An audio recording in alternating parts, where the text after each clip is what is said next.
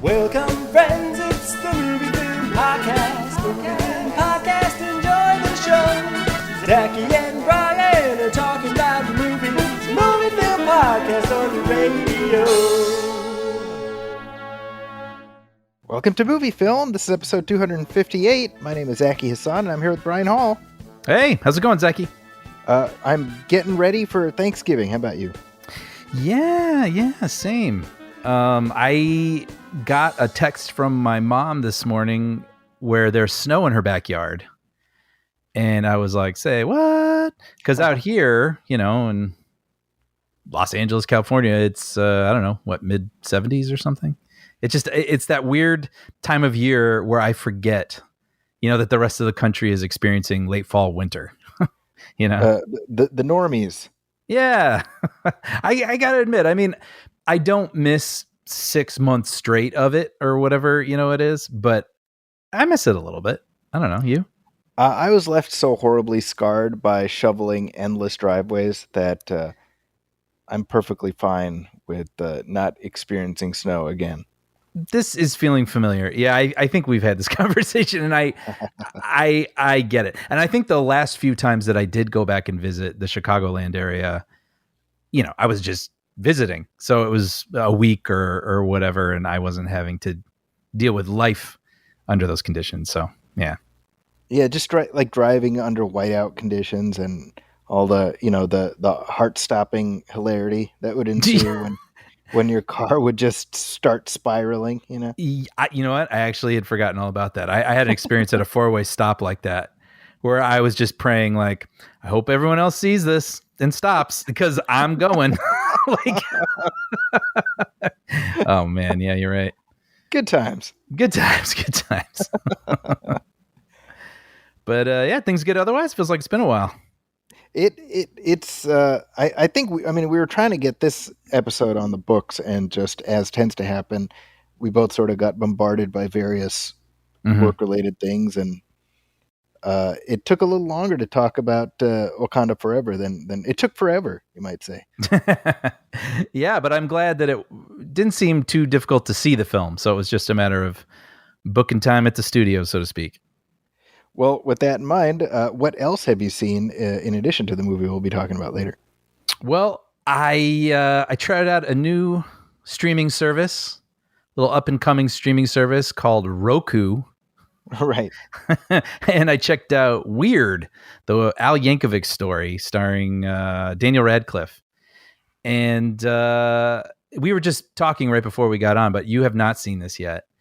And I'm dying to know what you would think of it. I personally, I really enjoyed it. I thought it was really fun. And when I was seeing the trailers, I was like, I love this. I love Daniel Radcliffe. We talked about this before. Like, he's had such an interesting career where he seems to choose things he actually cares about and then just leaps in head first, right? Like, He just goes all in, and you could say the exact same about this movie.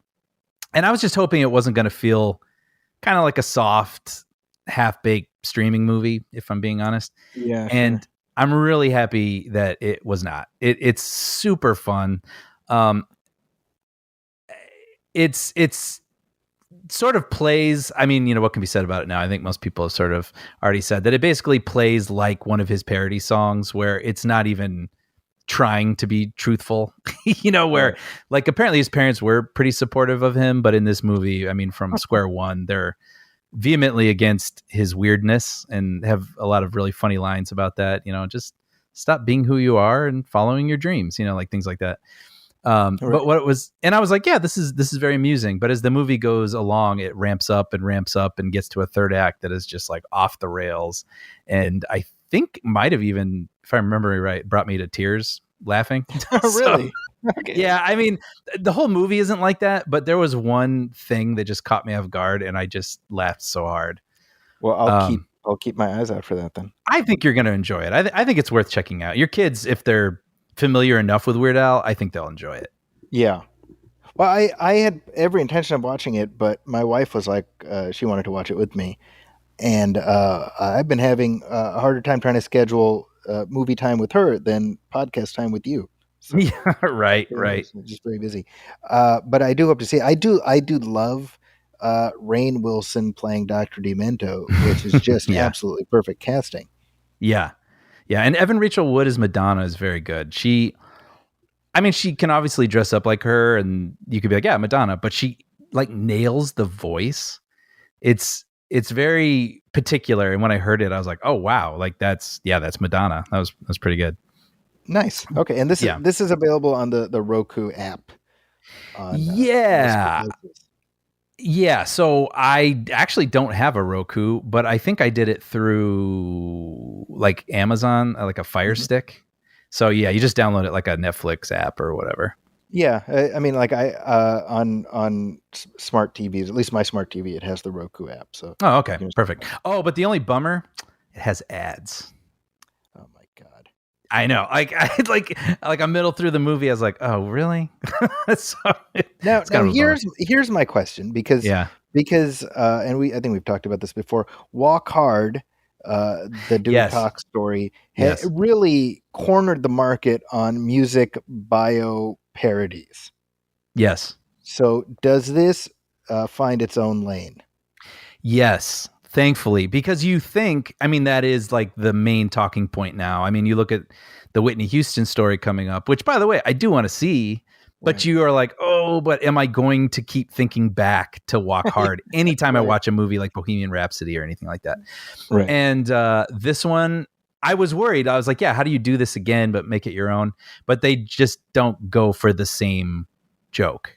It's a whole different thing. It basically, it's not like it hits the stock beats necessarily. It's more like, I want to spoil it so bad, but it's like, what if this actually happened to Al in his life? And then it becomes an action film. And then it becomes, like it's sort of, Gotcha.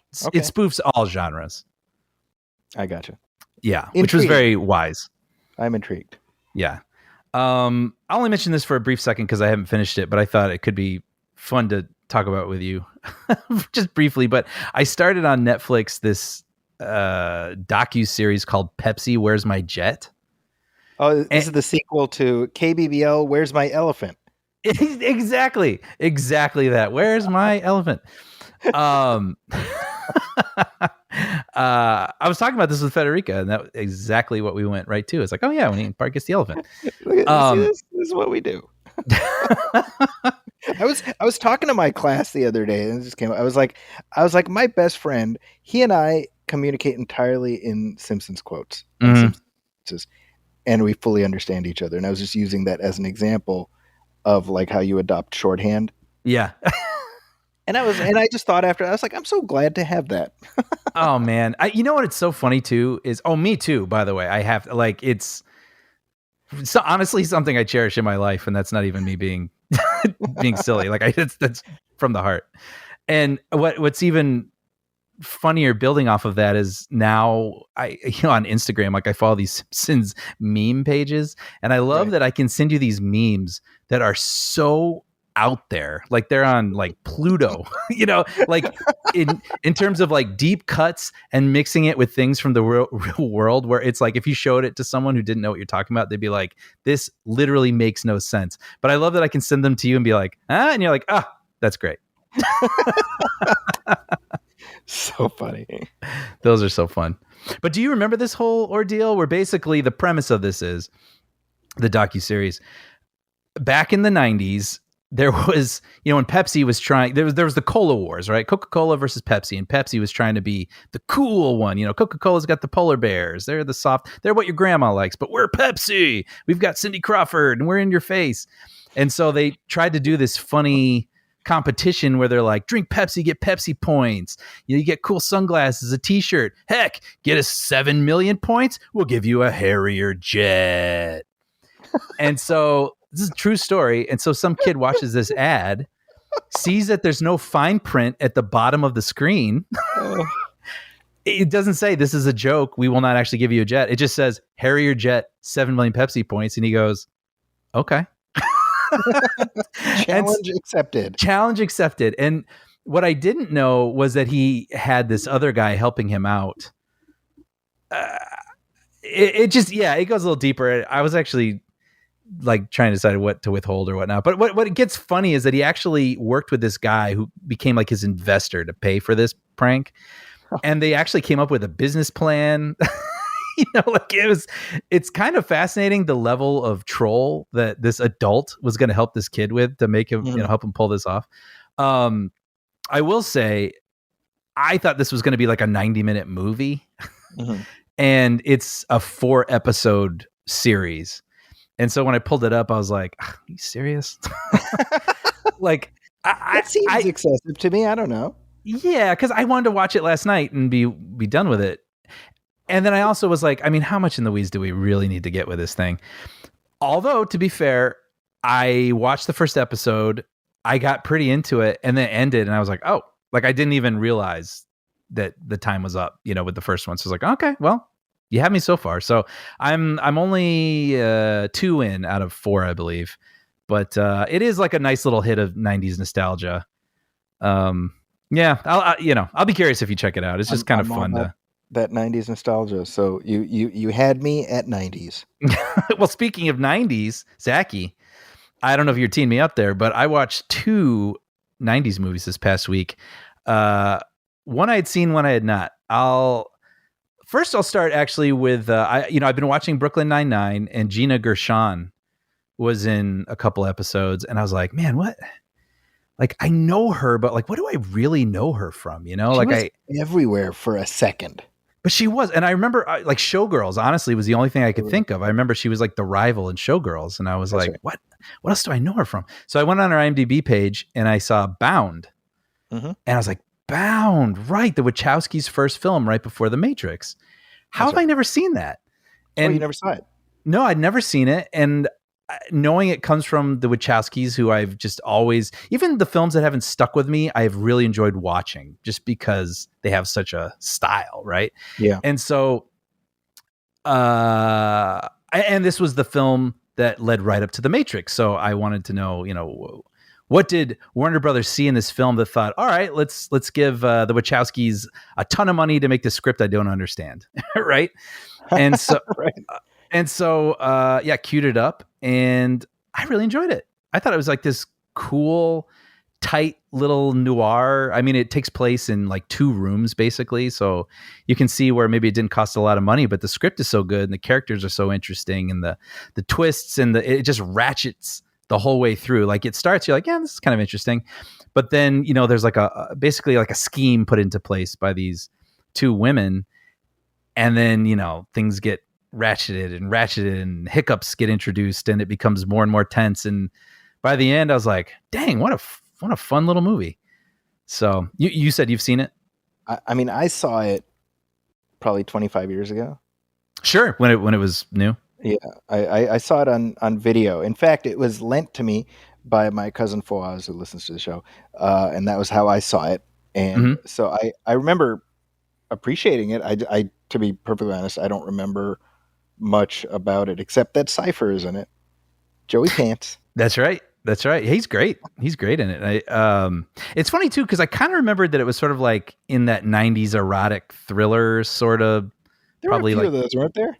Yeah, like, but it was like sort of and sure, Basic Instinct and what was the Bruce Willis one where he had his Color of Night. Color. Which I'll never forget. I've told this story already, but early teen Brian and Dan pulling off the scam with Blockbuster to let us rent that movie, or I pretended to be my dad. We were having a sleepover that night. We had to provide the entertainment. But it was funny to me because I remembered that this movie was kind of like erotically charged, and it definitely is. But it is also funny.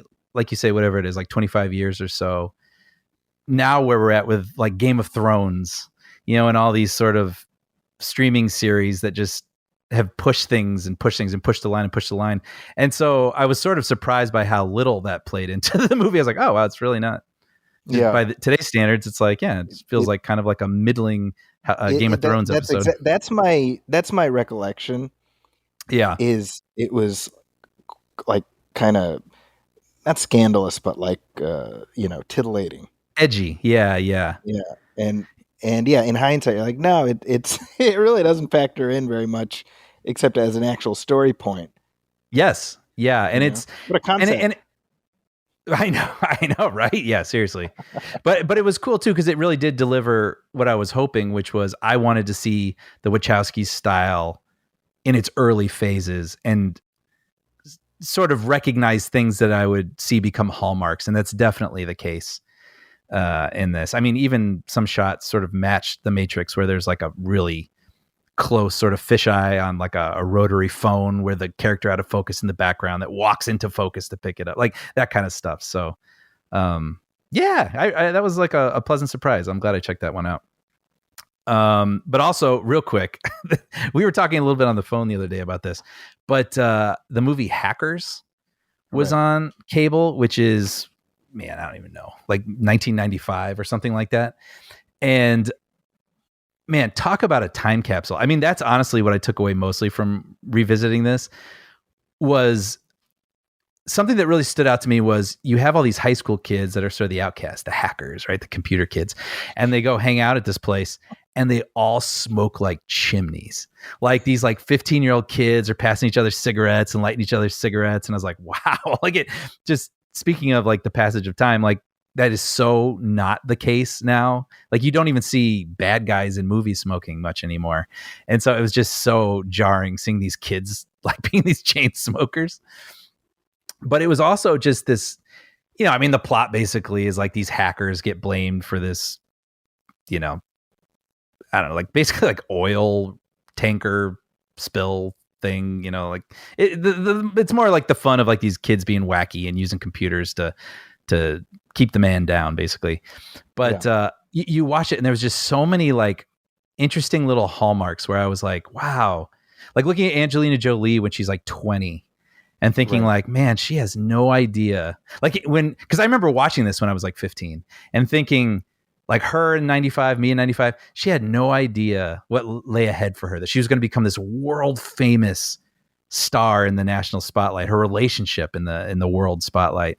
And I had no idea I was going to meet her one day, and and then you see the Twin Towers, of course, which you can see in a lot of films, but you're like, wow, like in 95, we had no idea, that the world was going to pivot in such a way from that. And then there's like a scene where the kids are talking to someone and they're trying to explain a modem. They're like, yeah, get me the number on the modem. It's the thing that allows my computer to talk to your computer. And I was like, wow, we had no idea that everybody would know that, in like a couple of years. So it was, I can't say it's good, but it was kind of a fun nostalgia trip for me. 90s internet movies are fascinating because at the same time, we thought the internet was capable of far less than it was and also far more than it was. Yes, right? That's a great way of putting it. Yes.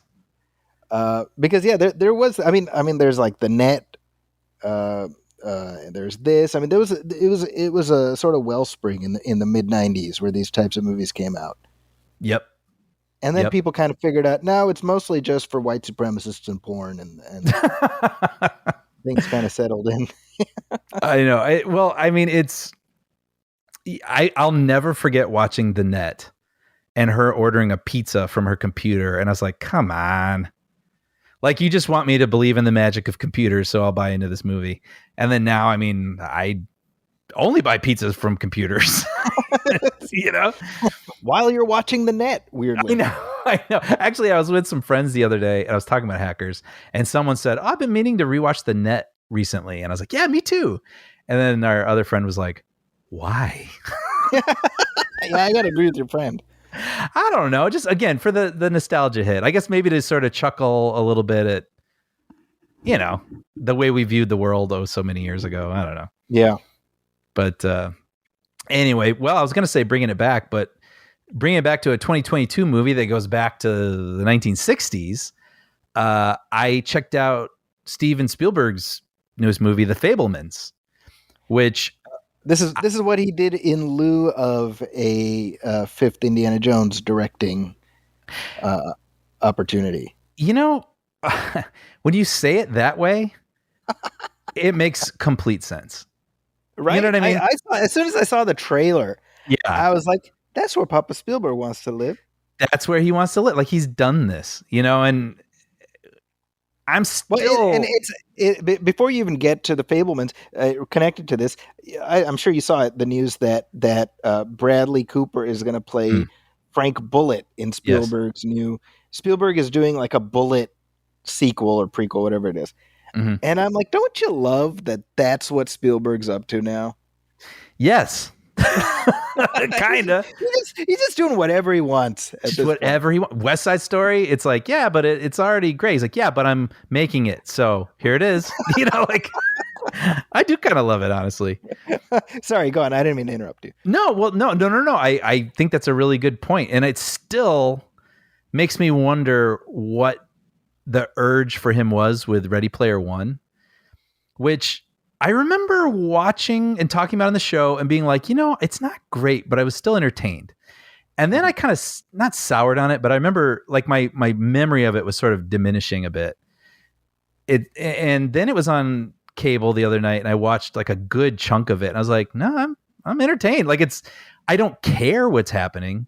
Like at the end, it gets a little emotional, and there's supposed to be catharsis and whatnot. And I was like, I'm not feeling any of this, but it is entertaining. So I'm still kind of curious what the appeal was to that, because that feels like the kind of films he's not making much anymore. But it made me wonder if maybe he wanted to see if he still had it. maybe, Yeah, and I mean, if it's still, it's still a part of his toolbox. So maybe he's Right. just he had an itch, wanted to scratch it, on to the next Yeah. one. I mean, he's like a machine right now. Like he just keeps churning them crazy. out. So talk But about the Fablemans. The Fablemans. This was one I knew was coming, and I was shocked when I saw a poster that said it was coming out in like a week or something. I was like, "What?" Like, wow, sign me up now. And I've since learned it's only playing, I guess, in 4 theaters in the country till Thanksgiving. But my buddy and I, we went over to Grove, went a little out of our way to go check it out. And it just as a little footnote, I think I sent you a picture. But after opening weekend, when a movie opens, they'll go, it made this much at the box office and got an A cinema score or like a B cinema score. And so I'm aware of kind of how that works, but I've never experienced how that rating system plays out. And when we walked into our theater, there were these guys handing out these cards to us, and they were the cinema score cards. So my friend and I were like, wow, we've lived here for like 20 some years and never seen this before. So that was kind of a funny, interesting little thing. It's like this postcard size card. It's like, when you see those sign up for guitar lessons and there's those little flaps on the bottom of a page, on a telephone pole. Right.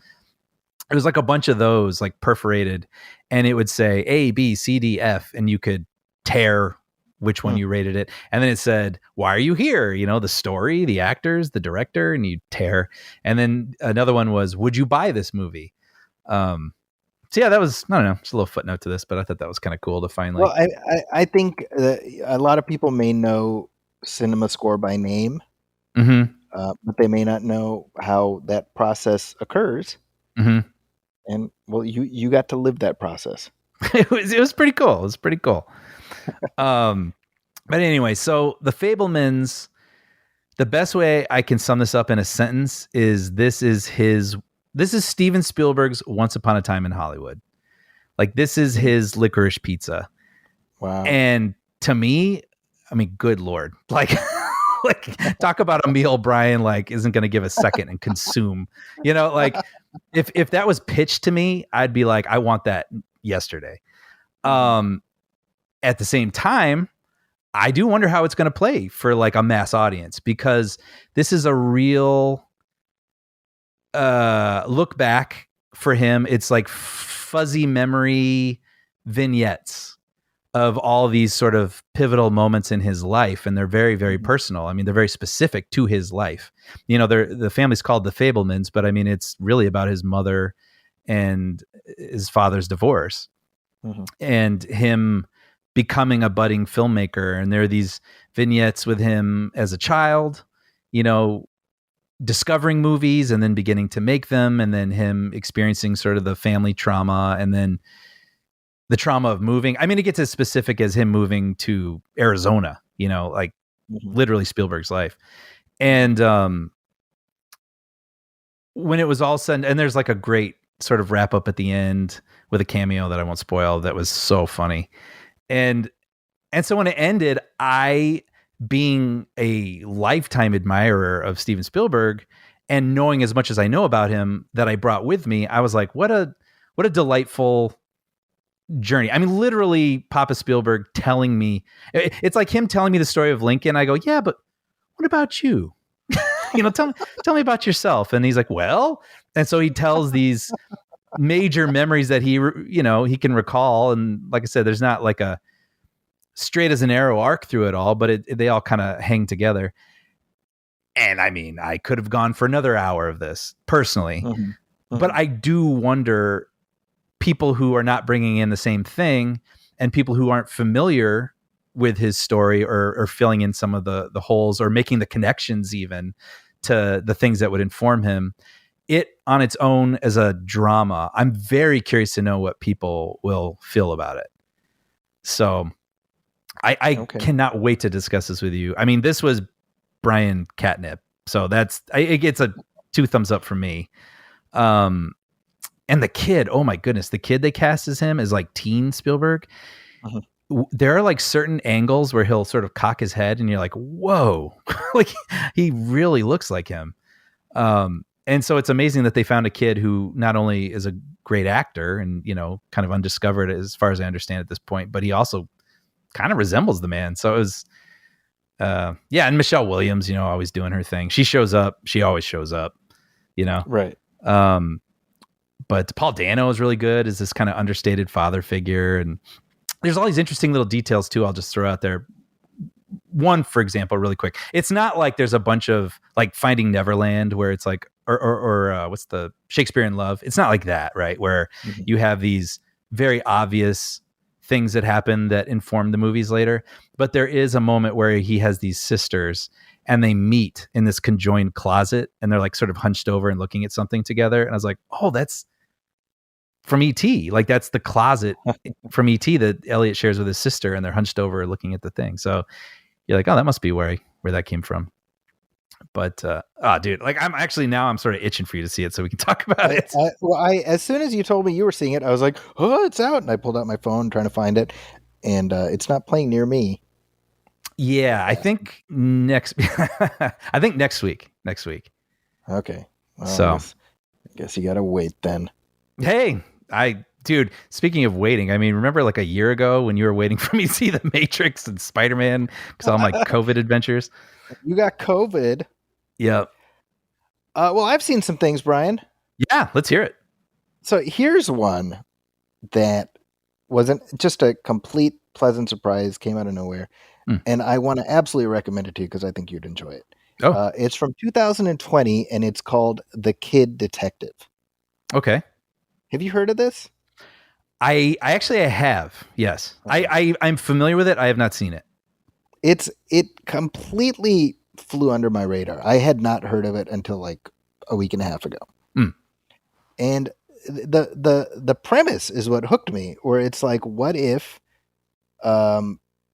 Encyclopedia Brown grew up and he was still a detective, but nobody cares anymore? Because the charm of a kid detective is no longer at play. Yeah. And I was like, that is a great idea for a movie. Yeah. And this stars Adam Brody from the OC. Yeah, yeah. And I thoroughly enjoyed it. Oh, really? Oh, well, good. Yeah. Have you seen it? No. I would say if you haven't seen it, check it out. I don't think I need to say anything more. Right? You got the pitch. That's kind of all you need, right? So he's an adult and, still doing it. And people are like, all right, so when are you going to get a real job? Right. Right. And I don't know about you, but, I grew up reading Encyclopedia Brown stories. I actually didn't. I read, but I mean, I'm obviously pretty versed in like the tropes of them, or like Hardy Boys and that sort of thing. Yeah, right. And I mean, it's pretty straightforward, and it's the character he plays is not in fact Encyclopedia Brown. He's Abe Applebaum, but it's kind of a pastiche of that, drawing on the same sort of general backstory. Yeah, and I think it's very charming premise. It came out like right in the thick of the pandemic, which certainly would explain Oh, why I never heard of it. But it's one of those things where I don't know. Maybe it was just like a victim of timing, but it certainly feels like a hidden gem just waiting to be discovered. the reason I remember it was I think I read something where someone was noting the similarity between it and a Derek comedy movie where they play like kid detectives who grew up, but then they get involved Yes, in the middle of like a grisly murder or something. that's right. And I remember them saying like, don't let that put you off from it because it's like a worthy outing. Yeah, because you're talking about Mystery Team, right? Yes, that's what it was called. Right. Right. Because that is more. I mean, that's a Derek comedy movie, Right. right? Derek comedy, for people who are wondering, that was the comedy troupe that Donald Glover was a part of Right. before he blew up. So that, right? I mean, it's funny, but it's serious, if that makes sense. It's, it doesn't shatter the reality of the world it's in. Right. I love that. I mean, that sounds up my alley. And Adam Brody, who I mean, I just knew him as the OC guy. He's really good in this. Yeah. Yeah. I remember liking him a lot on the OC. Like I could only pay attention to Ben McKenzie with his smoldering. Ryan was so complicated. Brian, Right. I was trying to figure out what he was thinking. We'll figure out what he's thinking. But yeah, so check it out. I feel fairly certain that you would find it enjoyable. Okay, I'll definitely check it out. I think I reacted the way I did because when you said it, I love the idea of the premise, and when you said it was good, I just always get excited at the prospect of a new good thing I get to watch. Well, speaking of good thing, here's another one. It comes out next week as we record this, and it's called Devotion. Right. And this is a historical drama about Jesse L. Brown, and he is important because he is the very first black naval aviator in American history. Mm. And so you can sort of imagine the trials and travails he went through. But his story is a fascinating one. He fought in the Korean War, and not merely everything he went through, during the course of his struggles to get where he was, but everything that happened, the events that occurred surrounding him are an amazing story. It's an amazing story of friendship and heroism. So it stars Jonathan Majors as Jesse Brown. Okay. And this guy, he's about to be everywhere. Right. Between Creed and that being the MCU's next Thanos, he's about to be everywhere. But he's fantastic in this. Oh, that's great. I mean, this isn't exactly like a coming out party for him because he's been doing stuff for a while, but really, like, it's such a great showcase for him before he kind of explodes. Yeah. I have to admit, I saw the poster for this at the theater, and it looked like one of those movies where like, oh, right. Yeah. That kind of like sort of that sweet film, that I'll see at Redbox soon. And I know it sounds really mean or whatever, but it's like, it just kind of like, I don't recognize the people on the poster. And I was just like, oh, one of those, like it'll either be really sweet and nice, or it'll just kind of like be forgotten, kind of like Midway or something. And it makes me really happy that you liked it because I love movies like that, but I feel like it's a hard, if I can use the metaphor, plane to land sometimes because they either go too far this way or not enough this way, and then they end up just being, speaking of the walk hard tropes and whatnot, like those types of movies can just kind of have their beats and they don't sort of stand on their own. And so this is making me kind of excited because it's, like I said, I like stories like this and I want to see something good. It's the real life events are amazing. I mean, it's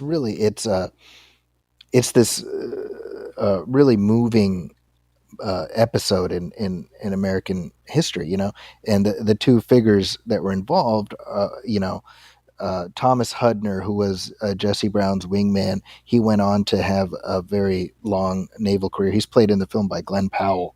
Mm-hmm. And reading about those events, you're kind of like, man, I wonder how this movie is gonna depict that. Like, I'm trying not to spoil, Sure, sure. even though it's history, but I like that. Knowing about the events beforehand, I was like, this is something very powerful that I hope the film adds weight to, and I do feel like it did that. Uh, I think Glenn Powell, who I think you and I both really liked in Top Gun, Mm-hmm. he was Hangman in that movie, but he's been on my radar for several years, and I've always enjoyed him, and it's it's gratifying to see him get a showcase like this, just like with Jonathan Majors, where it's like to show he's not just like a smarmy asshole. He's got Right. other layers, and apparently this was a project that he was really pushing for. He executive produced it. I mean, it was really kind of a passion project for him. And I again, it's all history, but I would encourage folks to read up on the story of Thomas Hudner, and everything that happened with him and Jesse Brown in the Korean War. I think it's very moving. But the film, it does what it needs to. It's not, this is one of my pet peeves. I've talked about this before. Movies that are sort of racism for white people, Mm-hmm, mm-hmm. where you see the racism through the eyes of a white protagonist, so the white person can be like, "Boy, that's terrible." Yeah, sure, sure, sure. And that my concern was that this would be that, but instead it ends up being kind of this two-hander where we are introduced to Jesse through the eyes of Tom Hudner, but we then follow Jesse on his, back to his home, and we meet his wife, and so we have this Right. opportunity.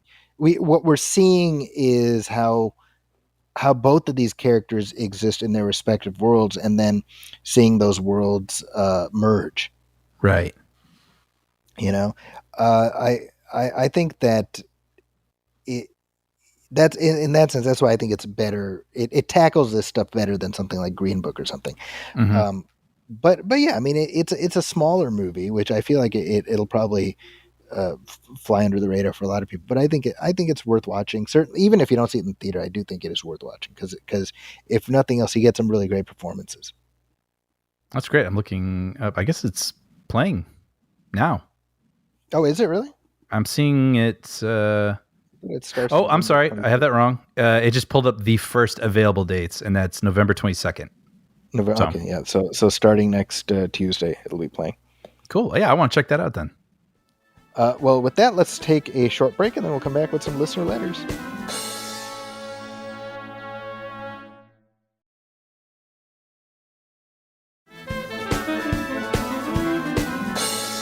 And we're back. And hey, Brian, here's a letter we got at moviefilmpodcast@gmail.com. This is from Alex Nao. Mm-hmm. And he says, "Hello, gents. Following Brian's recommendation of the excellent I Care a Lot earlier this year, I decided to check out Not Okay after he mentioned it on the recent podcast. The premise was captivating and thought-provoking, and I'm pleased to say that the rest of the film lives up to this promise." Oh, I'm so glad. He goes on to list some of the things he appreciated. Right? He says, "Thank you, Brian, for also giving me the heads up about how cringy a lot of the scenes were. I think if I had gone into the film blind to this trait, it would have turned. Excuse me. I think I would have turned the film off, but I was able to prepare myself and settled back on mere eye rolling instead." Good.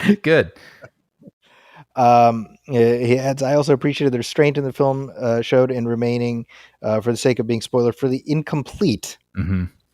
In other words, the fact that Danny doesn't have a redemption arc, but still a realization at the end of the film was genius. Yep. Oh, man, that makes me so happy. Good. He says, "Many thanks, Brian. I shall now give Zacky's recommendation a whirl, and we'll check out The Count of Monte Cristo." Wait, what does he put next?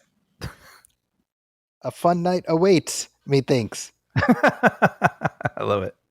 I watched that movie a couple weeks ago based on Zacky's recommendation and had a blast with it. It's a good one. It's a good one. It's a good one. Well, thank you, Alex. Let me know what you thought of The Count of Monte Cristo. We then have another note from Adam Ox, who, for those of you listening, may not remember, but Adam has been going through our back catalog and making note every time we compare things. And when I say we, I mean I compare things to The Magnificent Ambersons, which did not start out as sort of like a touchstone of the movie film podcast. No, but you know what I love about it is it's like you could say it's not The Godfather, or like you could say it's not Citizen Kane, but it's like there's something just fun and like a little removed and sillier and funnier about the Magnificent Andersons, which is like also Magnificent Ambersons. Yeah, it's like also a celebrated film, but it's not as The familiar. The Magnificent Andersons is a different movie. Oh, did I say Andersons? Yeah. Oh, I'm sorry, Ambersons. But you know, it's funny. We have this thing now where whenever I go to Barnes and Noble, they have the Criterion collection there, and I now enjoy taking a picture of me holding the Magnificent Ambersons and sending it to Zachy. And I'm so close. Every time I think I should buy this, like I should watch this, but I don't know if I want to. Oh, you've never seen it? I've never seen it. It remains just this thing I tie with you and a feeling it gives me. So it is, this all started because, and I should say, I nicked this from Thomas Lennon on an appearance on How Did This Get Made? And I forget what the movie was, but he said, I mean, it's not the Magnificent Ambersons. And somebody says, well, why that comparison? He says, well, because Citizen Kane would be like the obvious one. See, exactly. and I loved that so much that I just internalized that into my vernacular. Mm-hmm. And now I use it so often that if I were ever to meet Thomas Lennon and be like, so here's the thing, he'd be like, the hell are you talking about? Right. Because it was probably just something he said in and out and off you go. Right. Yeah. But it now, I think my identity is now intertwined with referring to that movie. I love it. So Adam writes, with me catching up on all the regular episodes, I had figured the Magnificent Ambersons / My Dinner with Andre account had come to a close. However, I've never been so happy to have been wrong. I've been working through the commentary tracks recently, though not in order. A few I've backburned because I either have never seen the movie or it's been a very long time, and a few holiday-themed ones I'm waiting until the appropriate season. It's been a blast listening to you guys talk through some movies that were staples of my formative years as well.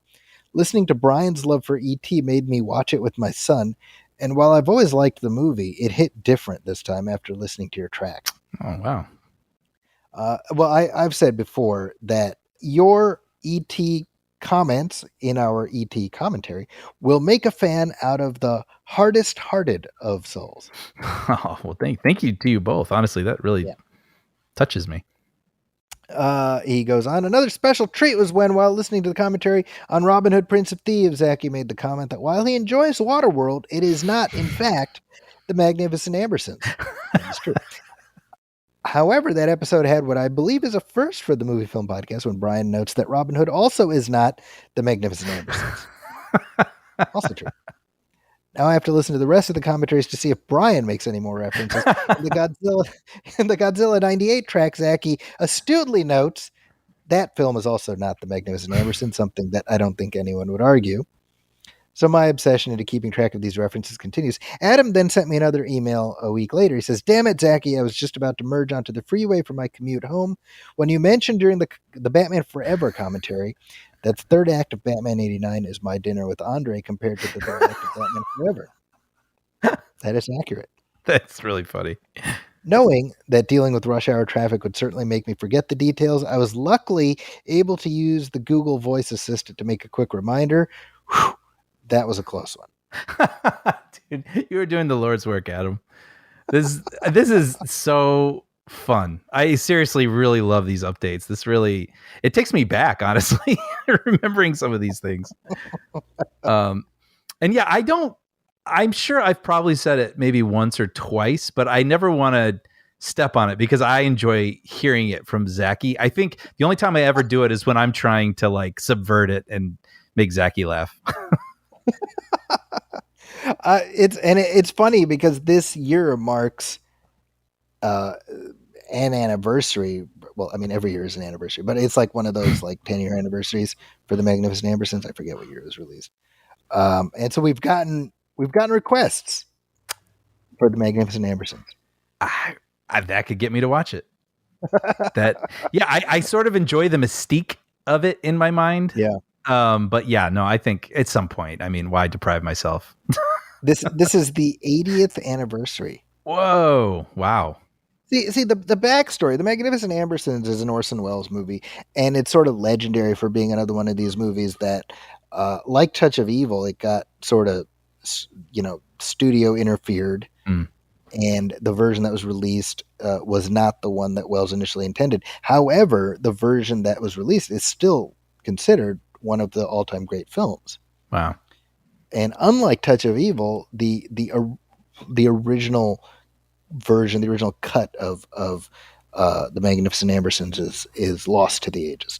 Right. So that lives only in our imagination. 80. So Harrison Ford is 80. There you go. Yeah. He's same year. The Magnificent Ambersons beat Harrison Ford into the world by just a few months. I mean, I guess as I said that, I think I was still processing what I even meant by saying that out loud. I think because when you say 80, I think like, wow, like it makes me think like Wizard of Oz or something, like real early era big movie productions. But then I'm like, wow, but Harrison Ford I tie with, I mean, obviously 80 is quite an amount of years, but it's like I tie him with a lot of modern things at the same time. So it's like reconciling those two things, with the same amount of time. Well, I don't know if you saw, I mean, speaking of Harrison Ford, they just released a picture today. Did you see this? I did, yeah. And it's just kind of grumpy looking Harrison Ford in his Indiana Jones suit. Yeah. And it's so funny because I'm just like, I don't know what I'm supposed to think of it. Like that specific picture. Yeah. Cause he looks, it's clearly Harrison Ford, but I'm like, does he look too old to be dressed like that? Like I have so many conflicting thoughts in my head, Yeah, ever since I started developing a little bit of a pooch, I get mad at people who are older than me that have less of a pooch than me. So I'm going to be entirely honest.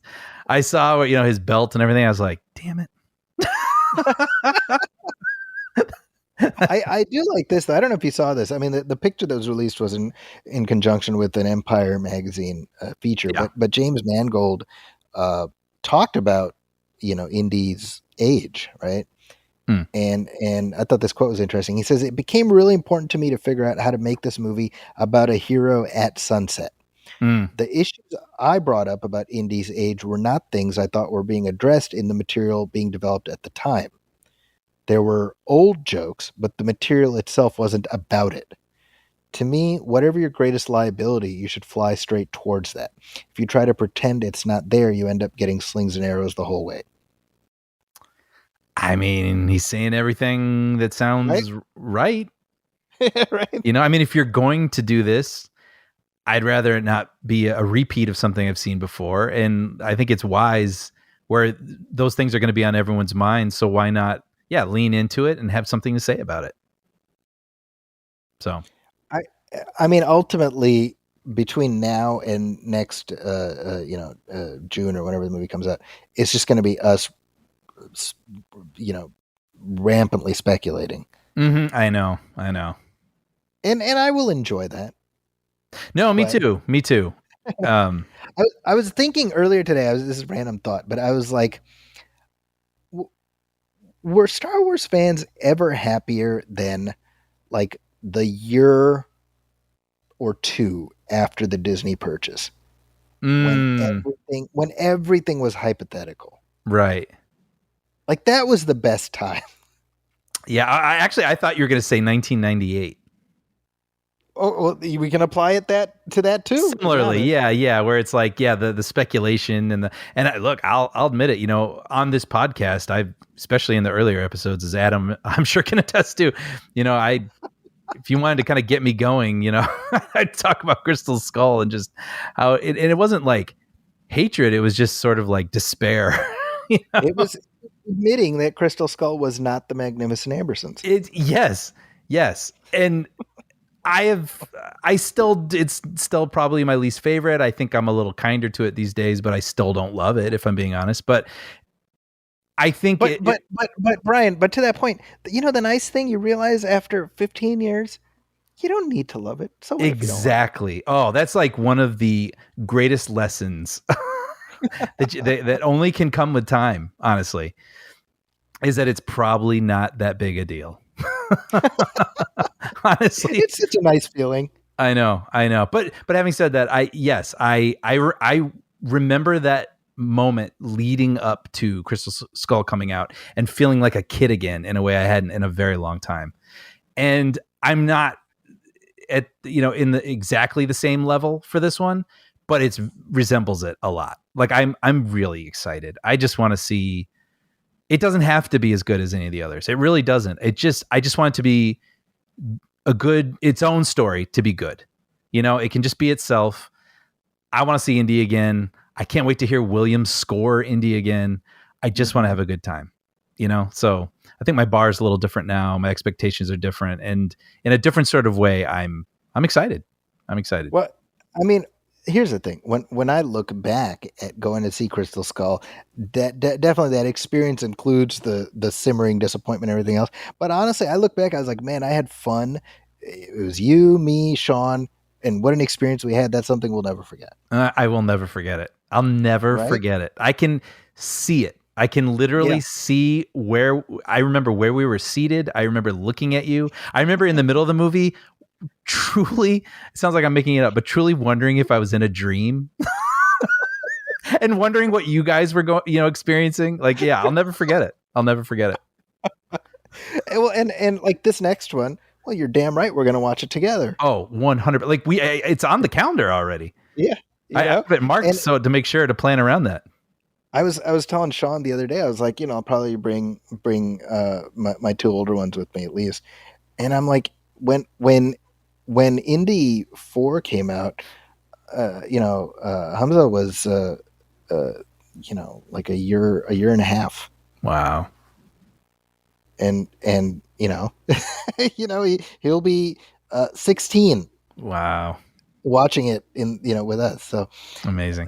To me, that's honestly that's what I'm looking forward to. The movie, I mean, I hope it doesn't completely shit the bed, just to be clear. Yeah. But I don't think it will. I think they are conscious of the high wire act that they're doing, Yeah, I think so too. I mean, especially following the last one, I'm sure they have a lot on their minds. I actually think that Mangold may be the perfect person to land the plane, as you said, to repurpose your metaphor, because I think Spielberg was sort of too close to it, and I wonder if he was feeling a little gun shy about it. Yeah, and I mean, if he doesn't feel like he has anything to say through it, then yeah, maybe it's just not the right thing for him. And I kind of admire him not feeling like he has to see it through. Yeah. I want to see someone who does feel like they have something they can say through this character and adventure. Like James Mangold is the Indiana Jones generation. Right. He would have been like 17, 18 when Raiders came out. Sure. So, you know what I mean? So this is a movie that very probably shaped his concept of being a filmmaker, and maybe somebody like him needs to be the one to kind of make the final statement about it. Because the movie is, by all accounts, a passing of the torch movie. Well, this is a passing of the torch as well. Right. Yeah, good point. Now, did you hear about this this Indiana Jones adjacent streaming series that Disney Plus is supposedly developing? Yeah, that's right. Well, I saw that there was a headline that they were looking for writers, and then the next thing I know, I think I saw that they were saying it was about Abner. So it seemed like sort of like without concept, but we want to explore this, and then like 24 hours later, they had a concept. So is that right? I think the Ravenwood thing is, at least at this point, just a rumor. Oh, I see. Okay. Like, I don't know if that's even like officially in the mix, but yeah,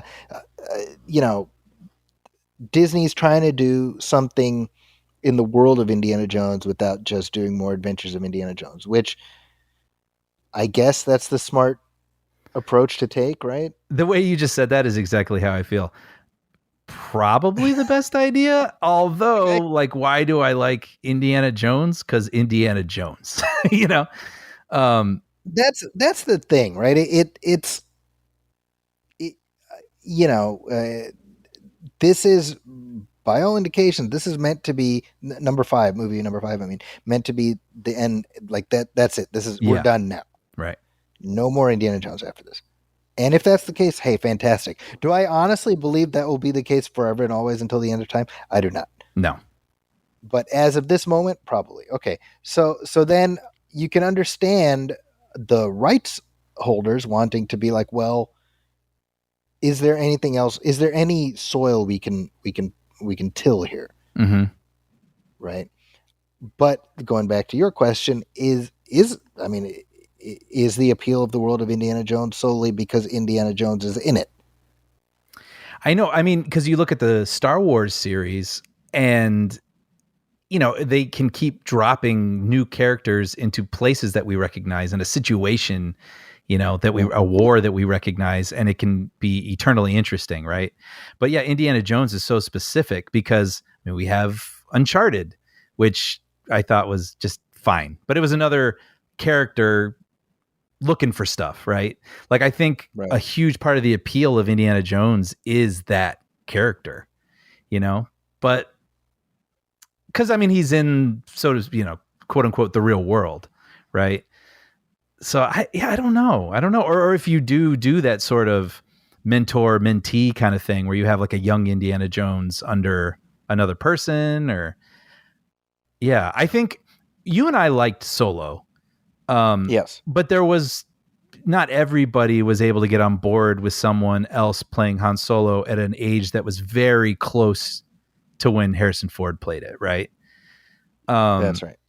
And so I wonder if you do something just way, 20 years younger, 30 years younger or something, if it's a little easier to, well, not 30, that wouldn't make sense. You know what I'm saying? Sort of like what they did with the ABC series back in the day, sort of like teen indie. Right. The issue with that show was that it was set before Indy was exposed to all the supernatural and weird stuff that was really an essential Right. part of the movies. Right. And that's what made that show freaking dull as dirt. I don't know that I ever even made that connection. I mean, that's Raiders. That's kind of what he experiences, right? He doesn't believe in the hocus pocus. Yeah, you're totally right. So anything before that, it would seem weird if he's seen hinky things. Like Temple of Doom would technically be the first, right? Right. And he's all like fortune and glory in that one. And then he has this sort of life-changing supernatural experience. Mm-hmm. But anything before that, it's just like, well, we can't do that. So here's Indy hanging out with Teddy Roosevelt. Yes. There you go. Yeah. That show was agonizing to watch. I remember because, we were like the prime age for that, right? Yeah. Like 13 or something, or maybe even younger.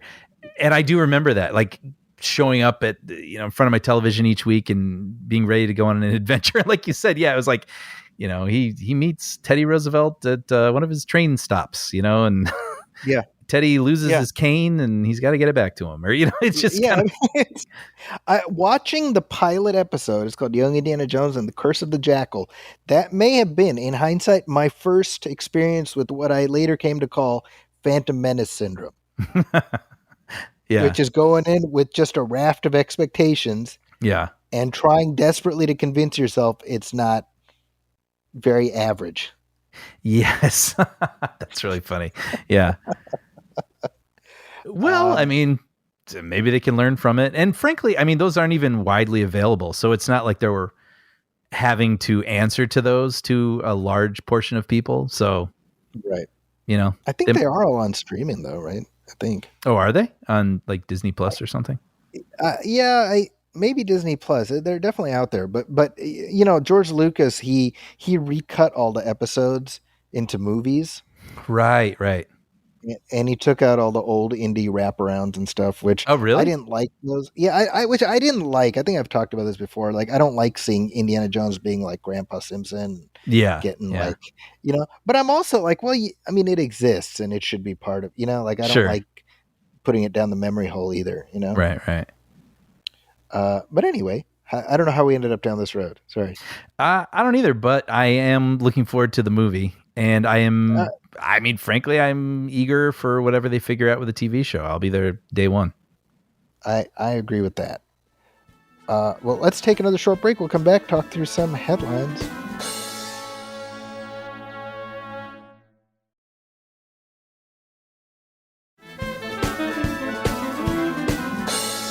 And we are back, and here's some sad news, Brian, just to get this segment started. Kevin Conroy has passed away. Yeah, yeah. How I about mean, this?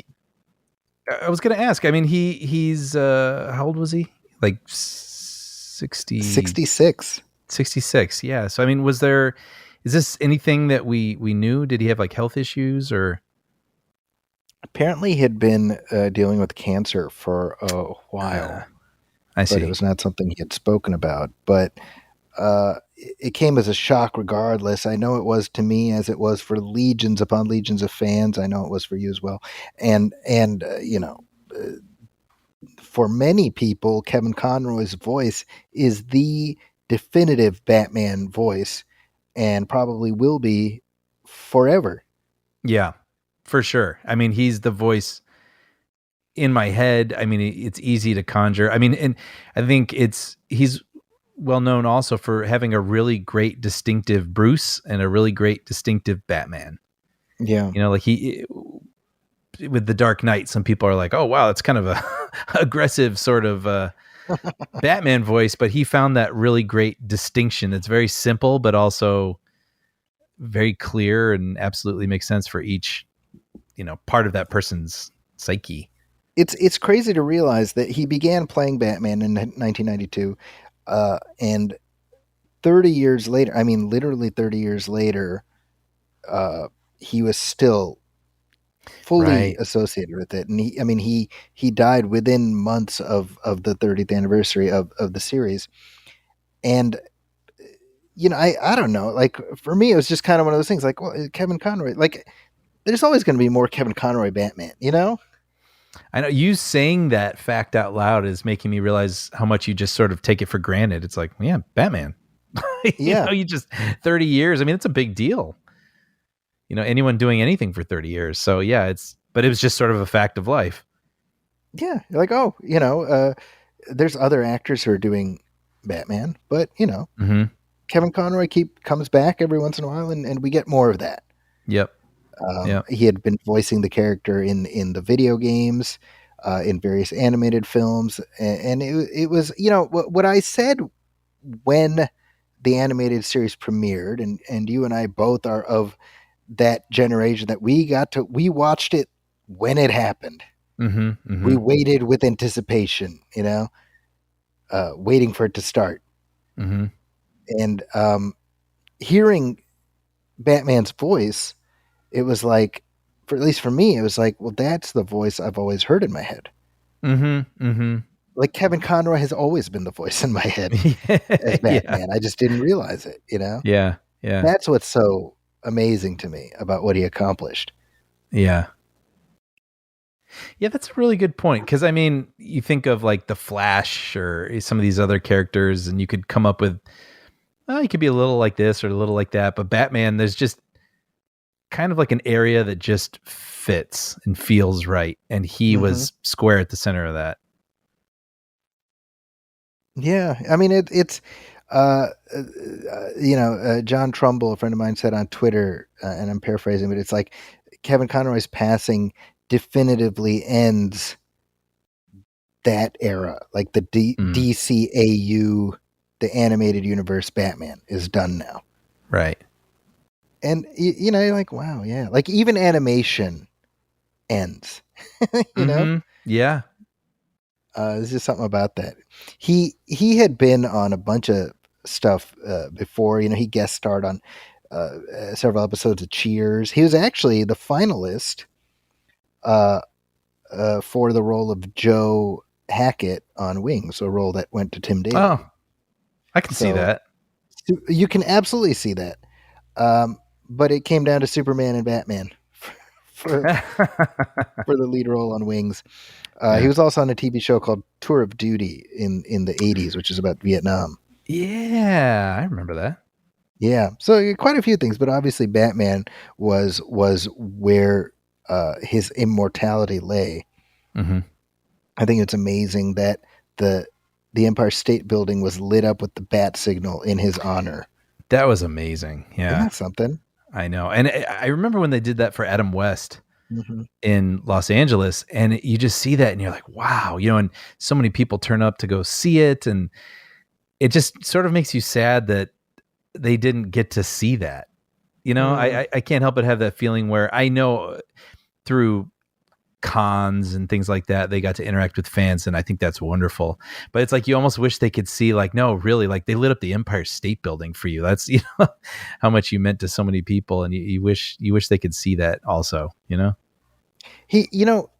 What's so crazy is that he would interact with fans at conventions and stuff, and over the course of 30 years, you have to imagine that he met plenty. I mean, he got to see his children grow up, so to speak, Mm-hmm. But he would also do cameos. By cameo, I mean literally cameo, the service where you Oh yeah. order a little video, and he would do a little Batman themed thing. But then he would talk about what the role means to him, and I was thinking about that. I was like, this is somebody who it certainly felt to me like was so acutely aware and grateful to have this connection to this character that ensures that in at least that sense, he will live forever. Mm-hmm. Yeah. So here's to Kevin Conroy, truly one of the most important incarnations of Batman, and by all counts, just a lovely, lovely person. Which, when it comes down to it, that's more important than any of it. Yep. So with that, I guess we have to segue out of that, Brian. Yes, we do. Well, there are entertainment headlines that we can get into here. Well, let's talk about Movie Pass.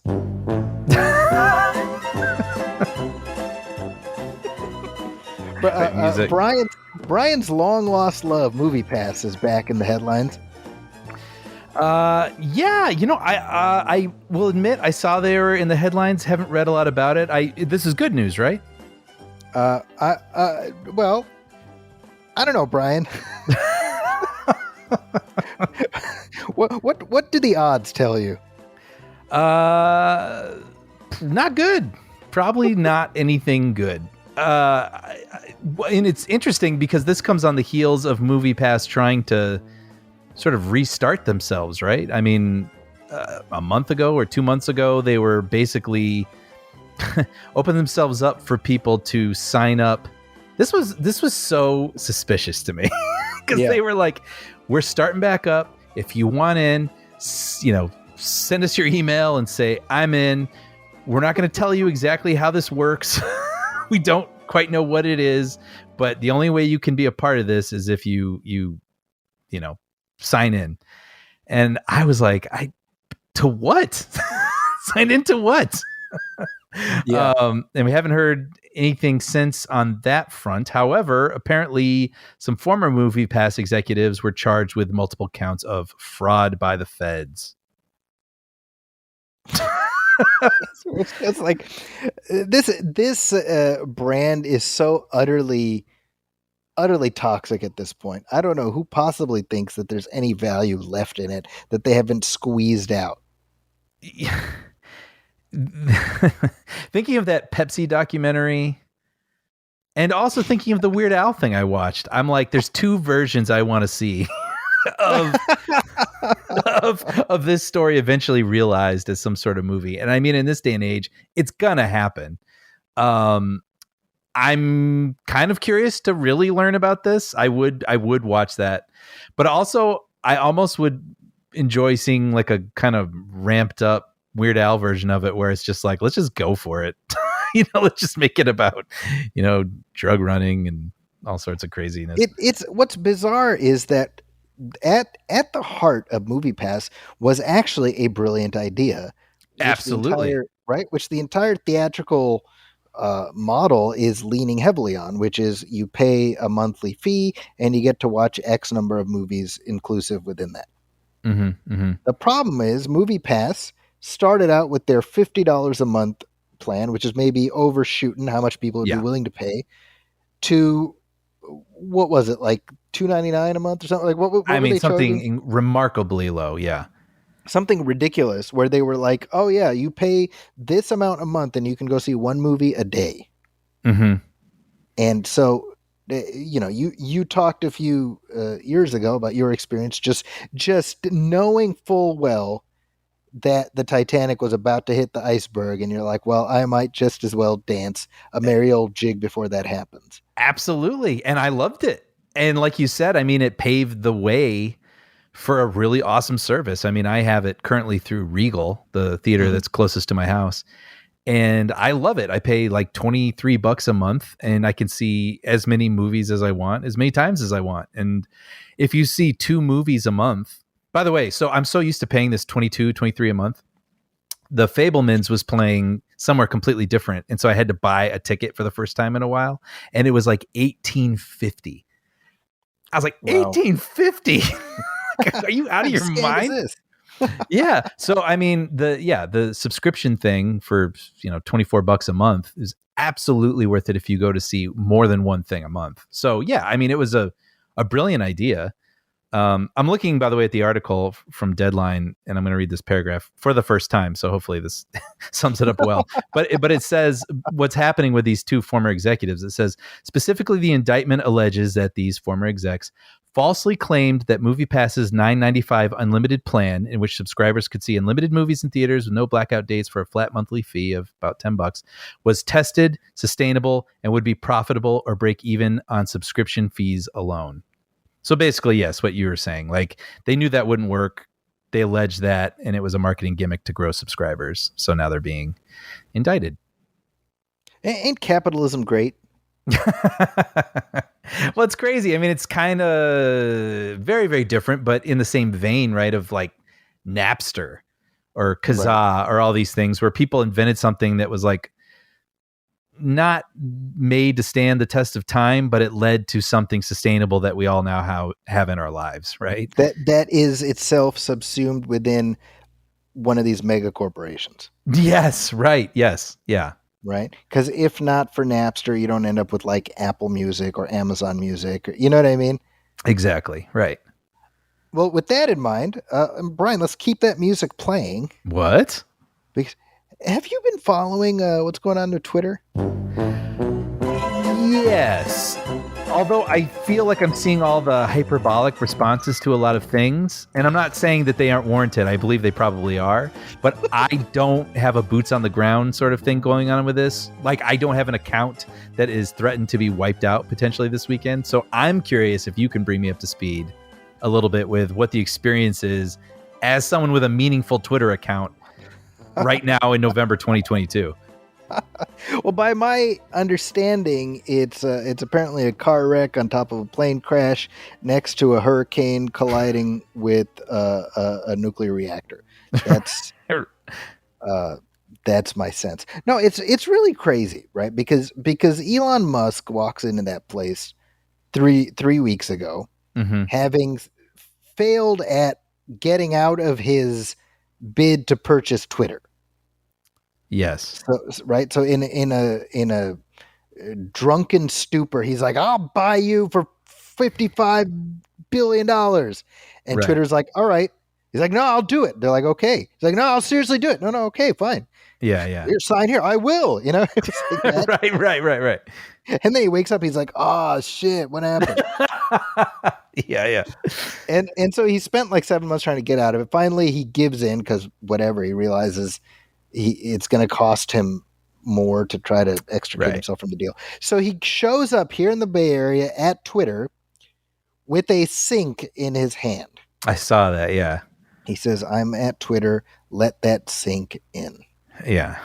And that should have been the moment where we said, this is not going to go well. Because dude's got dad jokes. Right. And so he's just been in there just burning the joint down. I mean, it's really been crazy to watch. Because yeah. I mean, it's just from, I mean, Brian, I'm no billionaire. Mm-hmm. I'm not even a millionaire. I'm not even a multi-thousandaire. I'm completely broke, to be honest. However, that being said, I know I'm smarter than Elon Musk, because if I had $45 billion, I would not have used that $45 billion on Twitter. Seriously, when you say it like that, just matter of factly, I mean, good Lord.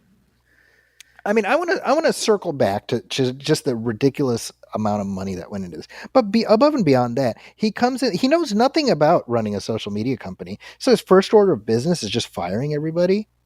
Yeah, I wanted to get into this a little bit. I mean, there were sort of phases to this, right? Like he eliminated some departments that sort of oversee the content that's going out, right? I mean, as impossible a task as that is, at least there is some department sort of overseeing certain sort of things that are being printed, quote unquote, on Twitter, right? But so that department's eliminated, and then immediately, like, all this hate speech is just popping up in crazy numbers, right? Right away, people like, get to say the N-word now.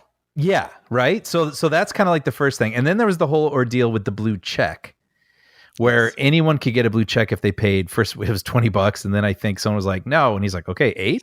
Stephen King. Stephen King was like, "I ain't paying shit," and he was like, "How about $8?" And so it landed at $8, which is right. And so then people were making accounts with names that looked like they were other people's accounts or companies' accounts, buying the blue check and saying crazy things, right? Yeah. So that was another phase of this. I mean, but this went beyond the realm of prank, right? Because I mean, you had people like somebody create a fake official Pepsi account and be like, Coke is better, that's funny. Right. It is funny. But then you had like Eli Lilly, the pharmaceutical company. Yes. Somebody made a fake Eli Lilly account and be like, yo, insulin is free now. Right. Now, to that, I say, well, insulin should be free. However, Eli Lilly disagrees, and their stock price tanked as a result to the tune of a substantial amount. Right. Like, to me, at least, it sure seems like lawsuit territory. Right. Like, this is affecting real life. Yeah. Yeah. And so all of this stuff is going on, and so they hit pause on the verification thing, and it's just like one thing after the other. And then he sends out a memo or an email earlier this week. Number one, he's like, nobody gets to work from home anymore. Oh, and by the way, lunch is no longer free. I mean, talk about like a Ebenezer Scrooge. This is Mr. Burns. Yeah, this is Mr. Burns. Burns. Yeah. And then he's like, all right, everybody, you got to be willing to work extra hours, and you got to be willing to work hardcore. Yeah. Full frontal. Yeah. I don't know what he meant. But a front and back, you name it. And he's like, click this link if you want to work extra, whatever the hell. And people are like, I ain't clicking that. Yeah. Didn't he give even a deadline by 5 o'clock? Like, he's like, by Thursday end of business, I guess.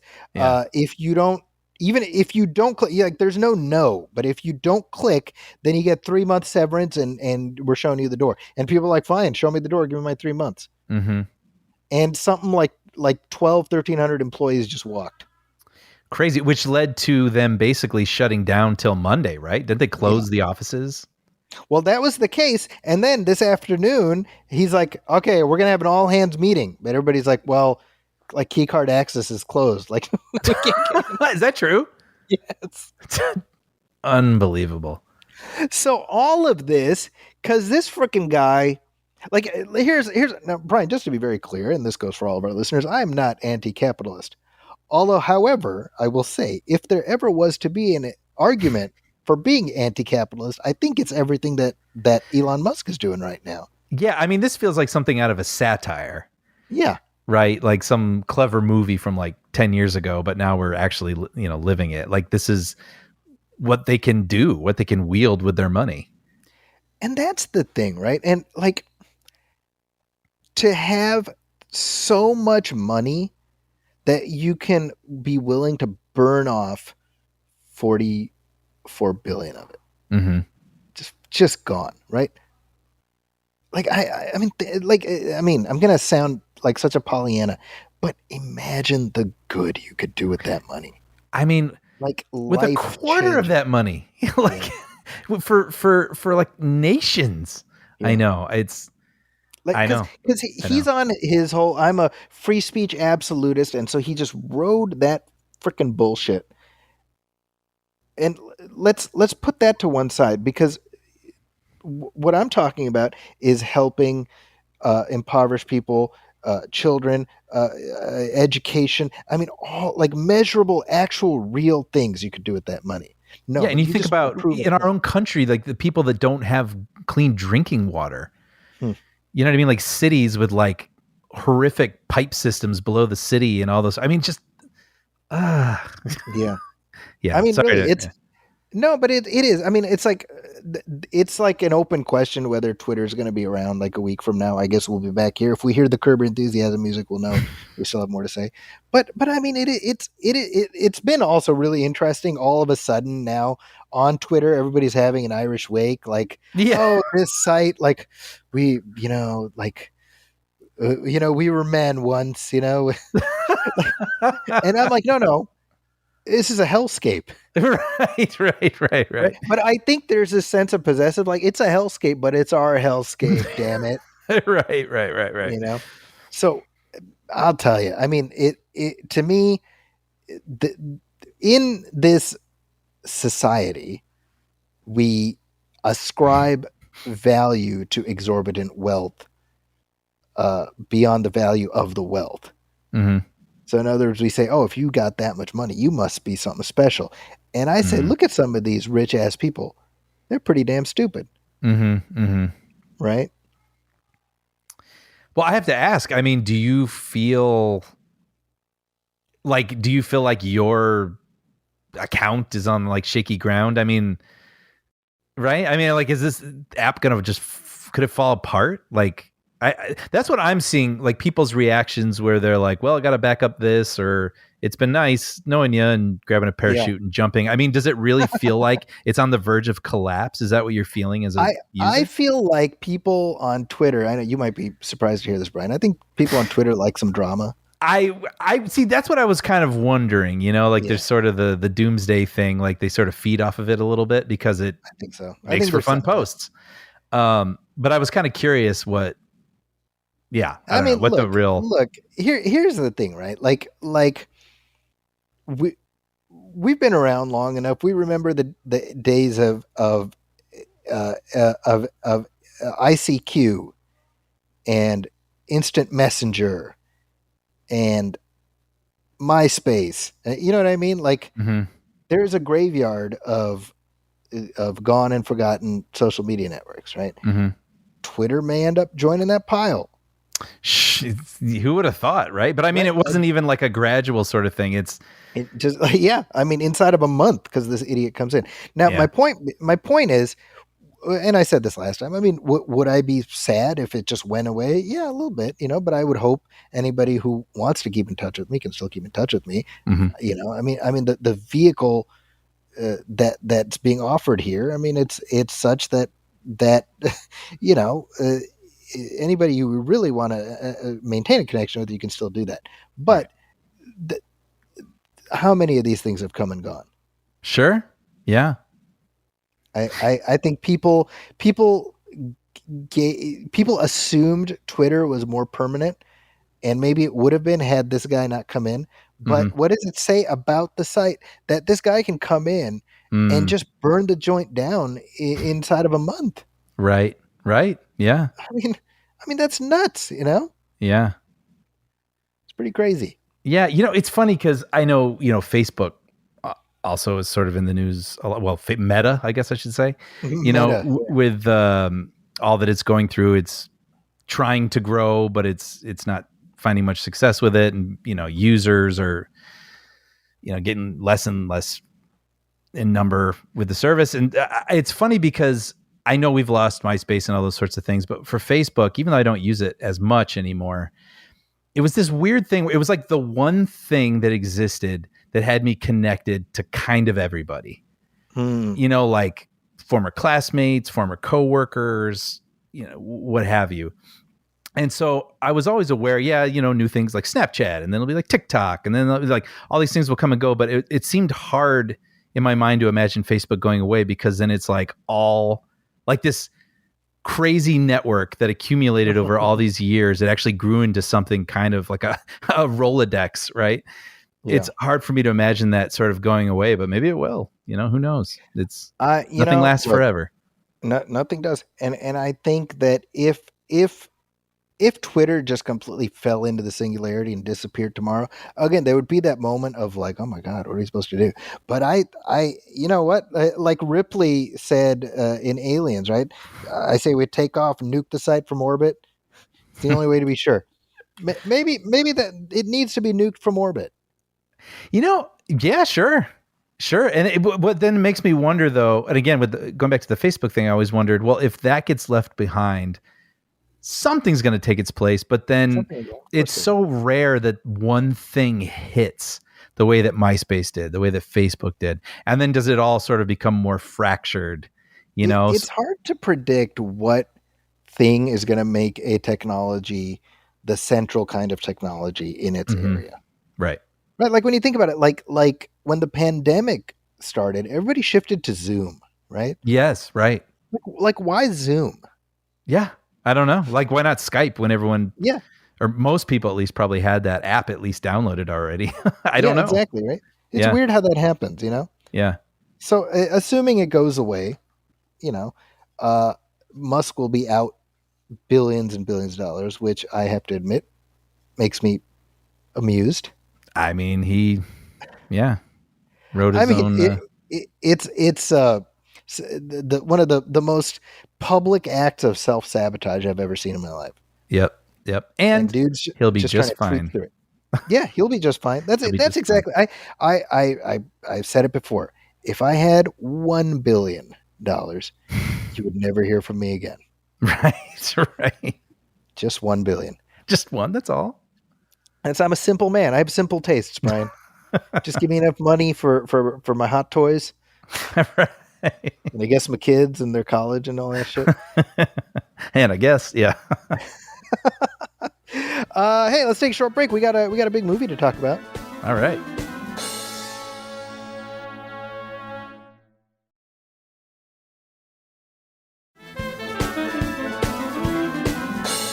And we are back. And Brian, what's funny is at the start of this, we were talking about how just trying to get this episode on the schedule was presenting a challenge. Mm-hmm.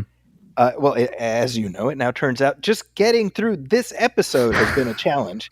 Right. Because it is now one day after we left off. Yeah, it's tomorrow. from us before the break. Yeah. We are now in the future.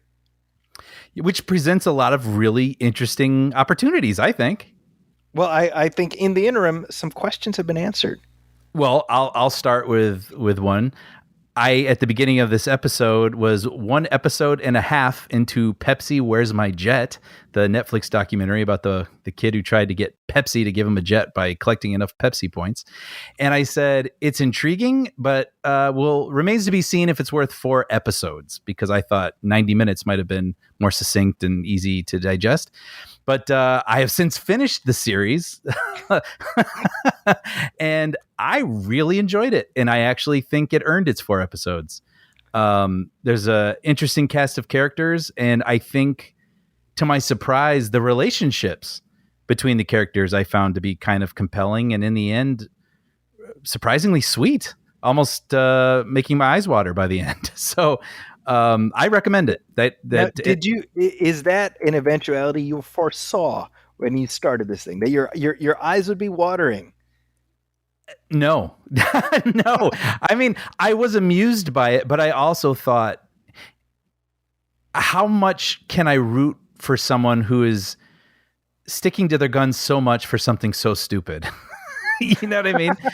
It's like when we talk about this when you watch movies and people are doing like death-defying feats, and it's like, their honor depends on them climbing a mountain. I'm like, yeah, but you don't have to climb the mountain. Like, you could That's die true. and it's kind of your fault.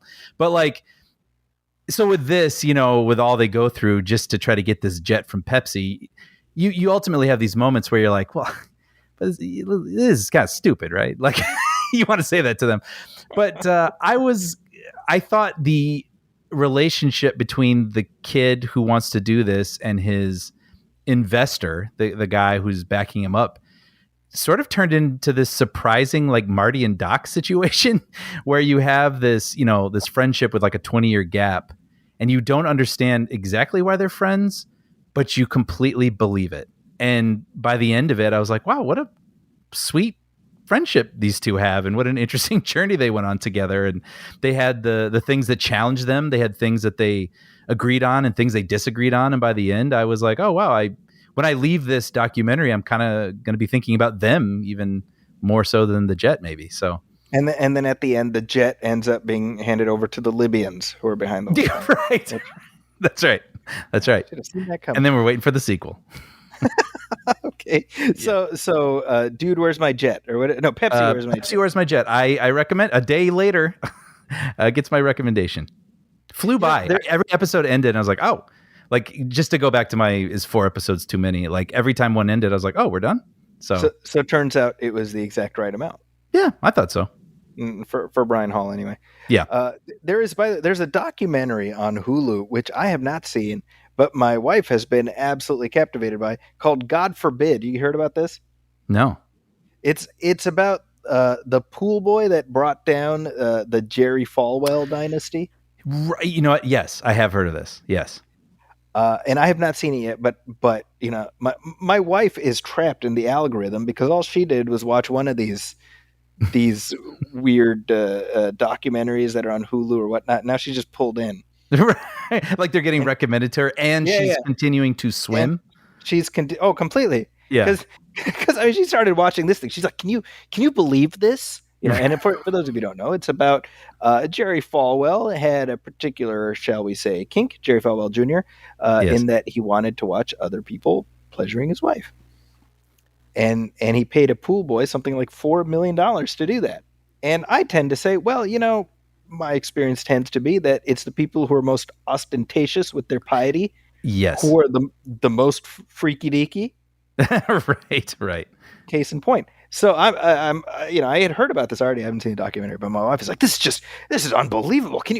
What kind of nasty nonsense is this? I was like, yeah, all right. Well, hey, can I watch something else? She's like, no, wait, I'm watching. And I'm like, all right, but there's 45 minutes left, So she got really pulled into this thing. But she has told me it's quite a good documentary. Obviously I'm familiar with the story, and I just learned that this documentary existed. But we're in this crazy time. I think I was on Reddit. There's like I forget what the subreddit is, but it's all really easy to comprehend charts.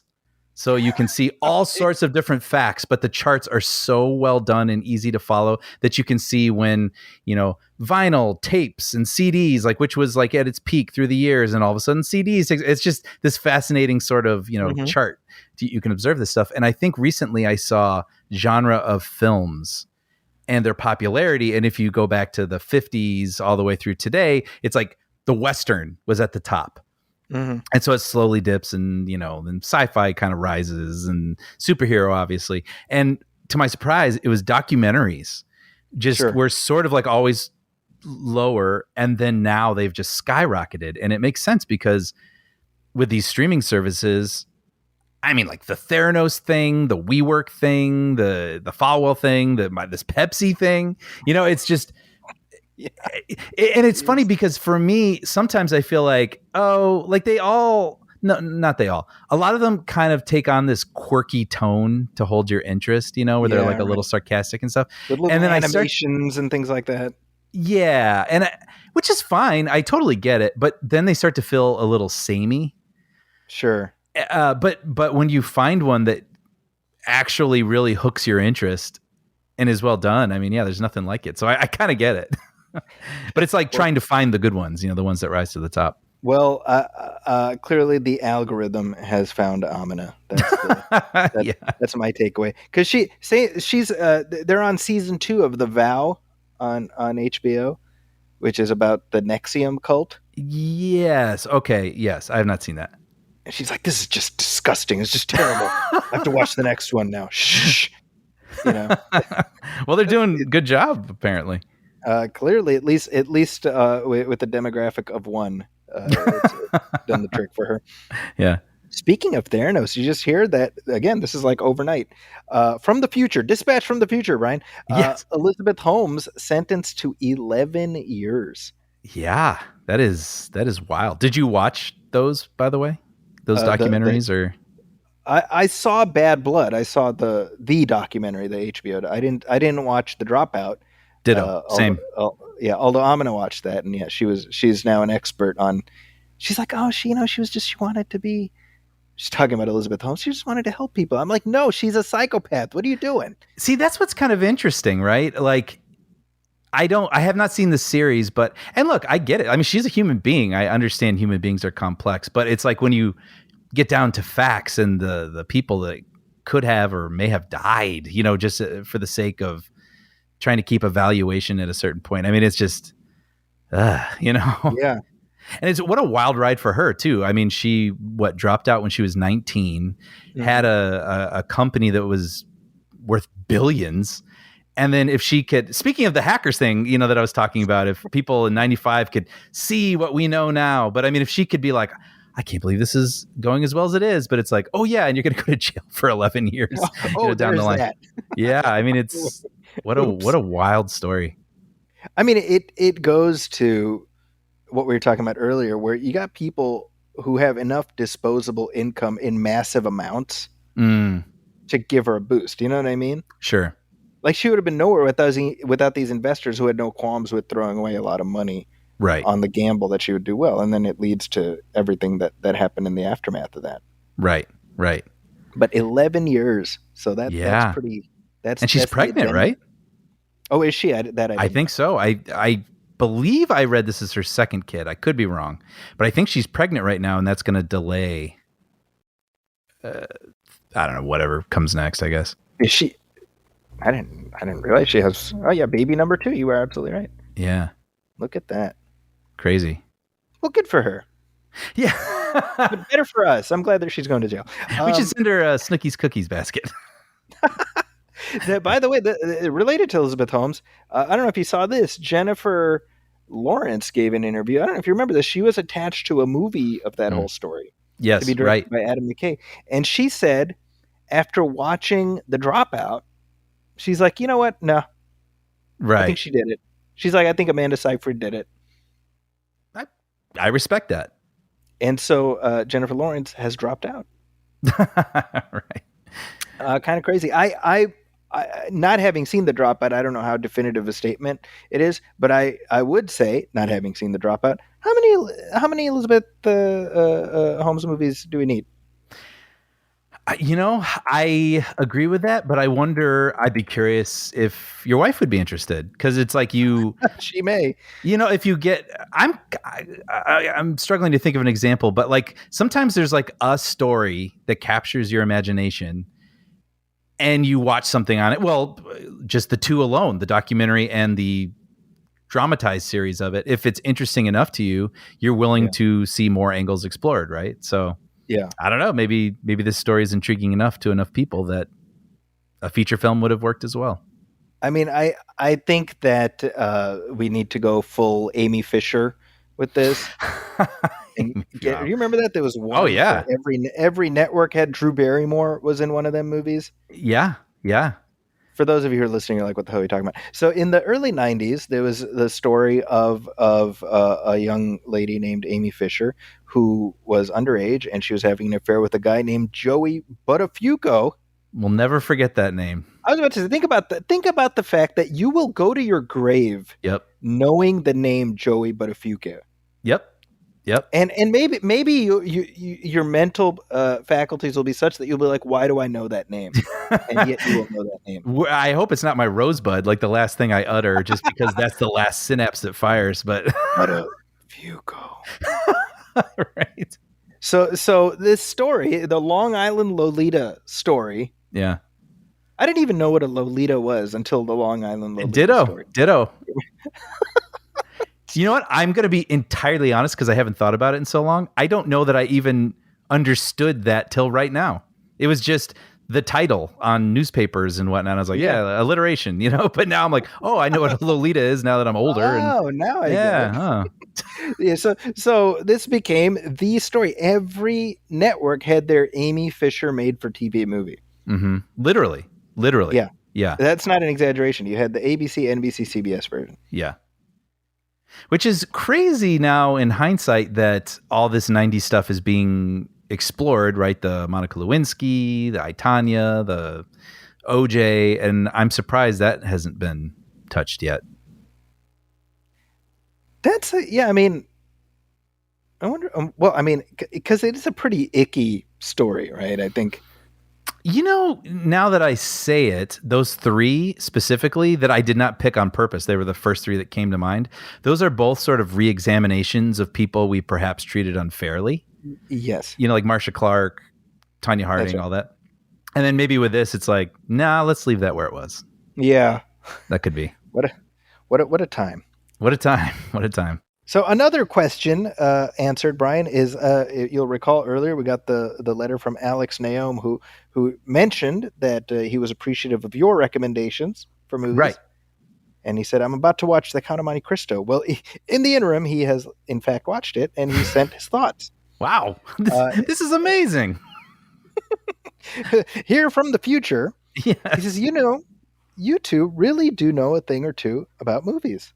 That's a nice thing to say. Yeah. He says, on Zachy's recommendation, I watched The Count of Monte Cristo tonight, and I really enjoyed it. It had a great swashbuckling, old-fashioned feel to it, and the performances were really strong. The prison section of the movie was key to seeing Edmund's transformation, and I thought it was handled really well. Guy Pearce plays an awesome slimeball, and you could see it in Jim Caviezel's eyes, how he transformed from naivete and innocence to cold-blooded determination. I was distracted sometimes, though, by how much Caviezel's voice and cadence reminded me so much of the Brain from the classic cartoon Pinky and the Brain. What? I did not have that in my head. Now I'm kind of wanting to go back and look at that again. Well, as he says, your viewing experience of this film has now changed forever. That's hilarious. Thanks for the recommendation, and keep up the awesome content you pump out. Thank you, Alex. And yeah, I never would have made that connection, but it's stuck in my head now. I as soon as we're done, I think I'm going to pull up a clip and check it out. It's kind of weird how Caviezel went a little bit cuckoo bananas lately, isn't it? Like, yeah, he was always kind of like hanging in there, like he had that show Person of Interest, which I know you were always trying to get me to watch. Really and good. It's such a good show. Yeah, and he's always like pretty solid, like Frequency and those sorts of things. Good actor. Yeah. But he went like full QAnon, dude. Really? Yeah. I mean, it's just like, I don't know what happened, I don't know. That's too bad. And it is a shame. The first time I saw him was in Thin Red Line. That's one of those ones on my list. I feel like that's something I would like. I have not seen it. That is a movie that, as you know, it has a quite expansive cast. And as written and filmed, Adrian Brody was ostensibly the lead character. But because Terrence Malick is a delicate genius, he basically cut out Adrian Brody's entire role virtually. Wow. Bar like one scene or two. And so Caviezel ends up as the lead character, and he's very good in it. Interesting. Wow, that's crazy. I think Brody like showed up at the premiere having no idea that he was basically not in the movie anymore. See, that feels like I've heard stories. Actually, working with Christopher Guest, I worked on a movie of his in post-production, and he wrote cards to the people who were cut out of the film. I thought that was really nice. Yeah, that's a nice thing to do. Yeah, so they're not shocked when they go all the way out to the theater and bring their friends and see that they're not there. And just I don't know. Yeah, I thought that was a nice little personalized, thoughtful thing to do. It's kind of like going to a movie with your friends, expecting to see your name in the end credits. And the movie's not even that good. And then your name's not in the credits. I don't know what I'm talking about. Is this like from some sort of memoir you read, or is this like a This is my lived experience with Brian James Hall going to see Elektra. Electra? Yep, one of the first movies I worked on, and dragged you guys out. My name wasn't even in the end credits. But my favorite part of this story is that you told that story to director Joe Johnston. And That's right. do you remember that? And he said, well, maybe your friend is better off. And I was like, the guy who designed the Millennium Falcon said that about me not having my name in the credits. I'll take it.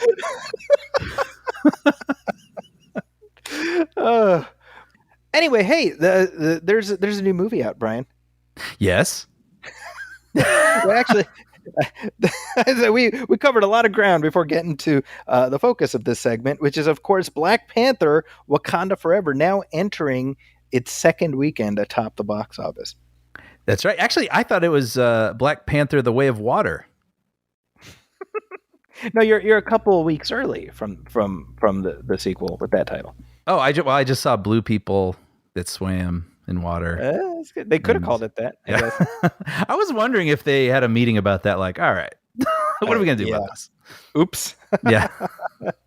Are those characters, by the way? Sorry, I'm way jumping the gun, but is that how those characters are represented in the comics? In that, are they blue? Yeah. I believe so. Yeah. Okay, so there's precedent. There is indeed. Yeah. So this thing opened with I think $181 million at the domestic box office last weekend. It's headed to a second weekend in the 70 million range, I think, which would be a steep drop, but I mean, given that we are entering Thanksgiving week, I suspect it'll end up stabilizing. I would think so. This was obviously a very complicated, perhaps even controversial film to have to mount in the passing, in the aftermath of the passing, rather, of Chadwick Boseman. Mm-hmm. I certainly had my thoughts on how best they should approach it. They chose to approach it however they did, and just by random observation, it feels like at least the online commentary has been quite divided, which I found interesting. Mm-hmm. Mm-hmm. About the film. Now, you and I have not exchanged so much as a syllable about this movie and what we thought of it. So I'm genuinely curious where you landed. I should talk about my experience watching the film, however. Yeah. I got to see it in kind of a really great way, which is the day before it opened to the general public, the Grand Lake Theater, a historic theater in Oakland, had a special preview screening that was sponsored by Disney and a nonprofit out of Oakland called the Hidden Genius Project, which specializes in STEM and entrepreneurship and mentorship education for youth in Oakland, specifically young black men specifically. And so it was this joint venture, and so it was an absolutely packed house of people who, young and old, I mean, just running the gamut, but people who were eager to watch the new Black Panther movie. And talk about the best possible audience to see a movie like this with. That's awesome. So I definitely enjoyed that experience. Yeah. That said, I have to say, when it comes to the movie itself, I kind of just thought it was okay. I'm on the same page. Okay. I'm on the same page. I didn't dislike it. Like, yeah. I thought it was fine. But it's like there are things in it that I liked. And things that I thought were very strong. But as a whole, it sort of felt like kind of meandering at times and like a little unfocused. And I actually had the thought when I walked out, this kind of reminds me of like the first cut of a movie, you know, before it's like hard decisions are made and it's molded into a proper shape, you know? And I don't mean that as harshly as it sounds. I mean, it's like, I think they wanted or felt obligated even to cover a lot of territory. Yeah. And so then certain things, or maybe all of them, never get the proper focus to make them feel as urgent and emotional by the end as they could have, or I would have liked. And so, I mean, I almost use this too frequently now, but sort of like when you imagine a limited series, like a 6-episode series cut down into a movie. Like this felt like it could have possibly been extended to like a 6-episode series, but at the same time, I don't think that's what I want either. Like I think I would have rather sharpened the focus a bit. Yeah. But that's not to say that like I didn't enjoy myself. You know what I mean? That's why it's kind of it's hard to sort of explain it. Yeah. I don't know. I'm curious to hear more about your experience with it. You know, I think that what you said about sort of, I mean, you didn't say it as such, but like the pacing felt a little off. Yeah. There are entire plot lines that you could have chopped right out. Yes. That I don't believe would have fundamentally affected the flow of the movie. I think the Ironheart character. Yes. Was I mean she is in a sense important, but also in a sense not really. It's almost like, did it have to be that character? That's right. Right? Because if it's a character that you didn't need to spend as much time setting up so they can eventually get a TV series, you know, I don't know. Yeah, it might have sharpened the focus again. You know, Yeah, it was, and then also the business with Everett K. Ross, played by Martin Freeman, and the Contessa Valentina Allegra de Fontaine, played by Julia Louis-Dreyfus. It just feels like place setting for the other thing down the road. And you know what's funny about this is I think I've been the person, generally speaking, when it comes to especially with the Marvel stuff, where I'm like, yeah, but it's setting up that other thing. Let's see how that goes, right? Right. With a lot of this stuff. And this time it just felt more pronounced. And maybe that's a statement about what I felt was the strength of the film itself, its plot, where you didn't need these digressions because they weaken the overall construct when it doesn't need to be weakened. 100%. And I think the thing too, which I guess is, I'm just agreeing with you more, is what is here, this world, like these characters are strong enough that I can appreciate the complicated construction that Marvel is doing between its movies and television. But every now and then I'm okay with if a movie is just interesting enough on its own and its world is interesting enough on its own. That's just all I want to do. You know, that's where I want to be. And those are the people I want to be with. And there's so much going on in this movie that's interesting and compelling and unique. I mean, tragically related to real life things, but an interesting thing to explore with these people and how they move forward. And that's what I want to spend my time with, you know? Yeah. Well, you want to get into some spoilers? Yeah. And I will, I'd written down too, I'll just say this before spoilers, but you do also, well, you don't, I will acknowledge, you got to acknowledge real life events. Like this was not the movie they set out to make. I mean, if I understood this correctly, they had a finished script, like the movie they wanted to make. And then, you know, Boseman passes and Ryan Coogler had written the script. Yeah. He had not yet turned it into Marvel, and he tells Chadwick Boseman, hey, do you want to see it before I turn it in? And Boseman says, no, let me look at it after they get back to you. And that never happened. I mean, it is just such a I can't even imagine the emotional journey the people who made this movie had to go on. I mean, yeah, like mourning while making something, you know, and you feel that in the film. And so I, you know, have my thoughts about what I wish had been focused on a little bit more, but I also can completely understand, like, man, the circumstances and the feelings and the things they must have been working through as they were making this. I mean, you can't help but bring that into how you feel about it as well, or at least that's kind of how I was feeling. Yeah. You know, I think so. Yeah. But, well, let's get into it on the other side of the wall. Let's do it. Spoilers. Given everything we just talked about, and the way real world events conspired against original intentions. I said shortly after Chadwick Boseman passed that I think the best path forward was to wait a respectable amount of time and then come back and recast the role of T'Challa. Mm. This film did not convince me that that was still not the best option. Really? Yeah. And I have every empathy for everything they went through, but and this, I don't mean to sound insensitive, but it felt like The Office after Steve Carell left. Sure. Right? So you've got all these great supporting characters. Yeah. Who are interesting, everything, but the hub who they need to revolve around is not there. Right. And I think the story is weaker for not being about T'Challa. And I think fundamentally, for as much as I loved Chadwick Boseman in that role, I was rooting for him to get the role like 2 years before he got it. I still think the right call was for the character to live on even if Chadwick Boseman is gone.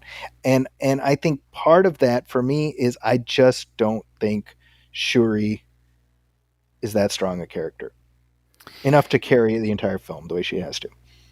I feel similar, but I'm willing to wonder if the movie had done a stronger job with her journey, if I would have felt all leading to the culmination sort of at the end. Mm-hmm. You know, like the mantle that she maybe is reluctant to pick up or doesn't feel she's worthy to pick up. Like if this had been truly her movie and had gone on a really heart-wrenching journey to like picking up this mantle and being like, well, I might not be like him, but I'm going to be the best me I can. Or so, like, I could imagine that being a powerful story, but it just felt kind of diluted along the way or diluted. And, you know, she has kind of a similar arc at the end, I noticed, to Spider-Man in No Way Home, you know, where it's sort of this like vengeance thing, but like choosing forgiveness. I mean, Brian, she has a kind of similar arc to T'Challa in Captain America Civil War. That's his whole deal in that movie. Sure. Right?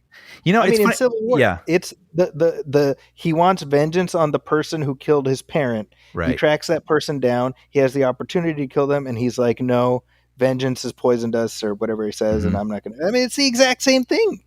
Yeah, Spider-Man came to mind first because I've seen it most recently, and I've seen it. I think I saw that like 3 times, and I kid you not, all 3 times that scene puts tears in my eyes, and especially it has a unique scenario where he can see 2 other hymns in a way who have experienced something that he hasn't yet, and they're going to help him experience that moment. It's so powerful. It's so good. And so it was hard because I was like, I know what's happening here, but wish I was feeling it more, you know, as I have, in other stories. Right. So to speak to that arc, you know, Shuri's arc in this whole film. But yeah, I don't know. And it's so funny because then, I mean, maybe this movie should have really been almost strictly through her point of view. But like you said, then we go to like these other sort of diversions and the Martin Freeman character. And it's like, nah, let's stay here. I mean, this is where the heart is of the film, you know? Yeah, I think certainly when it comes to Ross, like I like him being in the mix, you know, because he's kind of he's a Black Panther character, but he felt very tangentially connected to this story. Yes, I don't mind him in theory, but yes, agreed. Like all that stuff could have been cut and you wouldn't have even noticed. That's the thing. Now that being said, I felt this walking out of the theater, and I feel it still. I think Namor is a great character. I loved him in this. Agreed. The actor who plays him, Tenoch Huerta, just brings this real intensity to him. And you know, this is I wrote a piece about this for the paper, you know, looking at the comic book precedents for Wakanda Forever. And I talk about how, you know, Namor is the very first Marvel superhero ever. Before Captain America, before the Human Torch, it was Namor. which is Interesting. kind of a big deal, right? And Yeah. and they made him for the films. They made him Mesoamerican. They gave him a Mexican background, and I'm like, that's such a like to me that is such a big deal, Mm-hmm. and it's worth acknowledging. And I think part of it is necessity because Aquaman kind of got his own lane, Sure, sure. and they want to steer clear because in the comics they're both from Atlantis. Oh, I had heard that. Yeah. Yeah, so they're like, no, this is Talokan, and it works, right? Yeah. So certainly, like when the movie ends, and we know that Namor is out. Oh, and the other thing, I love the way they came up with an origin for his name. Right. I'm like, that's so clever because in the comic books, the guy Bill Everett who created Namor, he just spelled Roman backwards, and he liked the way it looked. Oh, funny. But they came up with a kind of a genesis for that I totally bought. And so wherever he's left at the end, I'm like, oh, I'm excited to see what they do with him next.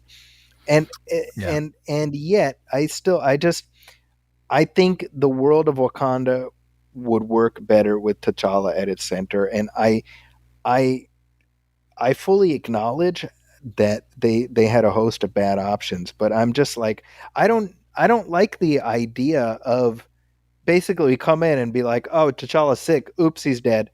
Mm, Like this was an important character who deserved better than an off-camera death for unknown reasons. right. Right. I don't know. That's just how I feel about that. You know. Yeah. I can understand that. I just going back real quick to Namor and that world. I mean, that must have been, it felt so realized that, Mm-hmm. I have to imagine that was probably already sort of figured out in the original script, but like the whole Sure. scene where that vessel, those sirens essentially Oh are man, that singing was in the creepy. water. Oh, so good. I really like that. And then, those people having the reverse of like a mask, like something you'd wear so you can breathe oxygen underwater, but they have, when they're out of the water, they have these masks that have water in them. I was like, Right. that's so cool. That's so clever. I just thought all of that was really interesting and realized. And obviously, I mean, he's doing bad things, but he's an interesting person and his motivations are interesting. And I thought he was a good villain.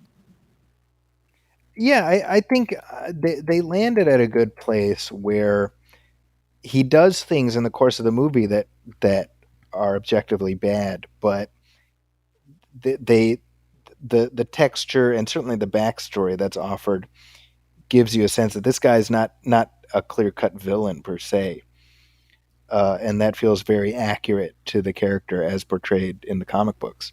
Yeah. Although I will admit his whole thing where it's like that girl has to die. It felt a little simple or undercooked to me. I was like, why? Like the thing already happened. It's not like her death will prevent it from happening again. Like it's just Because of the knowledge in her head, Brian. well, okay. You don't get it, man. I just remember thinking like, all right, I don't know, like move on, man. Like, Move on. Let it go. or like what Namor. next? What next? Like, or bring her and I don't know it, but maybe again. Talking of that scene on the ship in the beginning, Yeah. I find it somewhat amusing. Maybe amusing is the wrong word, but noteworthy that you have like Robert John Burke and Lake Bell, Yeah. who are like they're I mean they're not household names, but they're like familiar, right? Yeah. And I was like, oh hey, they're here, and then they're like killed right away. Yes. Yeah. And I was kind of thinking, I was like, you think they were like excited to get the script for Black Panther, and then they're like, well, geez. You're right. They didn't even make it, to the end of the movie. Right. Yeah, that's really funny. So that's kind of a bummer. Some good action. I like the car chase thing. I thought that was really cool, and the fight on the bridge. Although it did feel a little bit like, oh, we should do like a scene in a city like we did in the first one. Didn't it feel like that? Like, oh, well, we did the Hong Kong chase in this one. We should do the. Yeah, it did recall the car chase from the first one, but Yeah. I liked it. I liked the way it looked. I think it was well done. I think that Ryan Coogler's action staging has gotten better. Yeah, I had read something before I saw it where they were saying that the action didn't feel that great. And so then watching it, I kind of had that in my head and I was like, no, it's fine to me. It seemed better to me, and I don't know how much of the action sequences in these movies is done by the actual directors, because of course Yes. they have their whole previs department and all that. But when it comes to the interpersonal drama, Coogler's really good at it. Uh, Angela Bassett is just a rock star in this one. Absolutely, yeah. I mean, speaking to, like, I almost wish the focus had sort of stayed there with this sort of family aftermath drama and what they're going Yeah, through. And then, did it feel too much losing her also to you? it did. Like a It hat on it a hat? it. You know what I mean? Like it was almost like that was always there in the script, and they're like, well, we should probably keep this. You know? No, I agree with that, because so in other words, your sense is that the T'Challa version of this, she probably died. I'm guessing. Yeah. Because I Yeah, mean, it was powerful, and I was sad to lose her. But then I think I was listening to a podcast, and I heard someone saying when Shuri at the end is having that mourning process with the clothes with the fire, she didn't know if it was for her mom or for T'Challa. And it was Yeah. sort of, you know what I mean? It was like, well, which one is she mourning? Like, we've lost a couple people, and it's Yeah, like, I think the idea was to personalize her vendetta against Namor, right, which wouldn't be the case if the Queen is still alive. But I think, if nothing else, it's a shame to lose that character, because I think if you have Angela Bassett, why on earth wouldn't you keep her around as long as you can? 100%. She was so strong in all of Right. her scenes. Um, Yeah. but I don't know. Oh, and the thing with Okoye, where the Queen casts her out and stuff. I mean, on some level, I was like, hey, like, it's clearly not her fault what happened, right? Like, Yes, I know.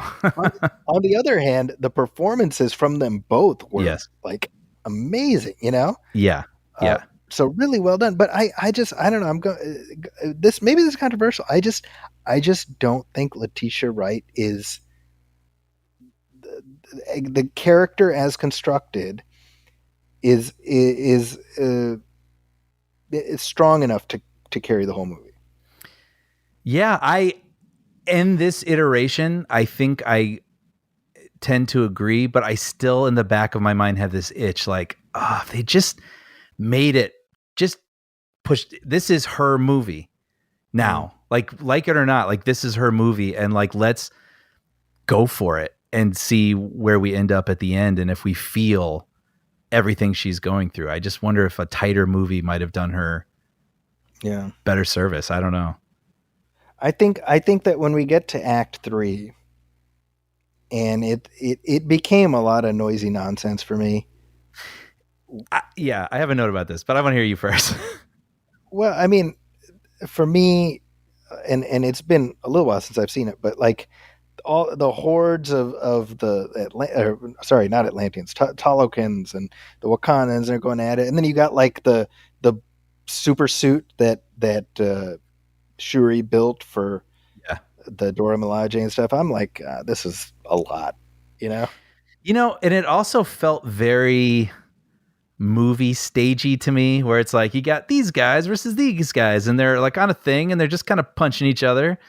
Almost like a play, like these two people poking swords at each other, like through the, all right, and this guy, and then all of a sudden, people who have nothing to do with this fight, like Namor, I think, and whoever comes back, like Shuri comes back, and they're like, hey, we don't have to fight anymore. And everyone's like, oh, all right. Like it reminded me of the Naked Gun when the two baseball teams are fighting each other, and then they sort of get distracted by the thing in the Jumbotron, and they're kind of punching, and then they slowly stop and like, oh, all right. And then they like hug each other. It was kind of like that. Yeah.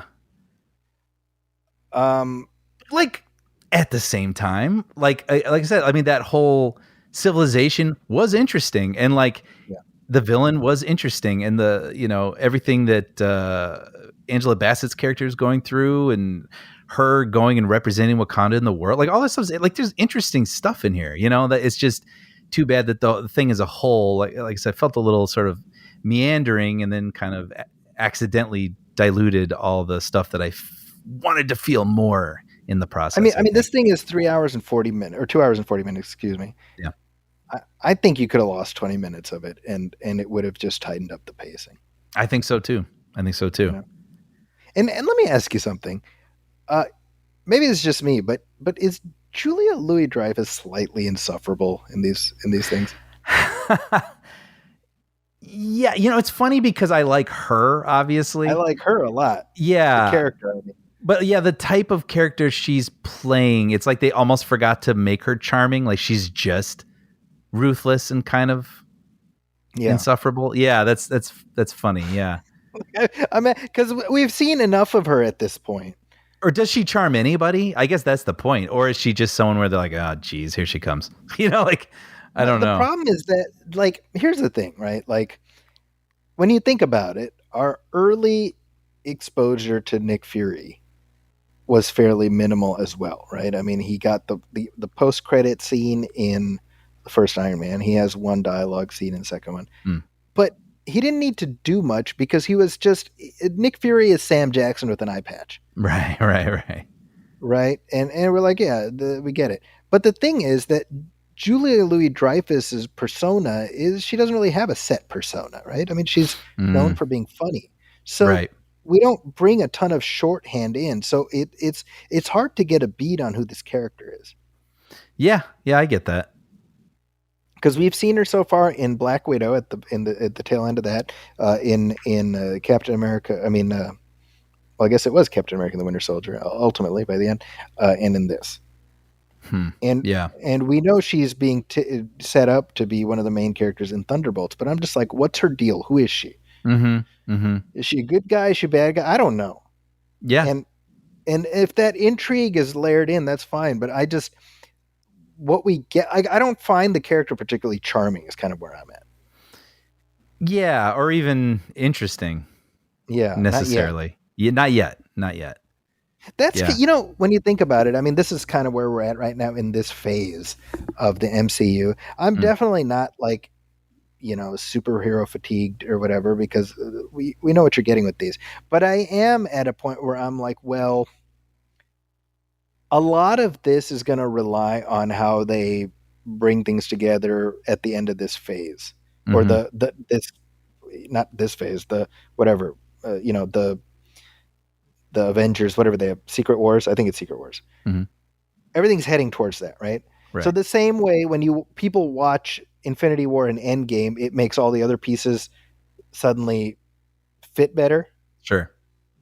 So, like, we're going to have to get there, which is like 2 years from now, 3 years from now, to be able to say, oh, see, that's what they were doing. I get it now, Yeah, I mean, and that is an ask, I think, honestly. Yes. I mean, because I think they have done a really great job of conditioning us to recognize that may be happening, so we can even have thoughts like that and be like, okay, well, then I'll be for the next one so I can understand where it's all going.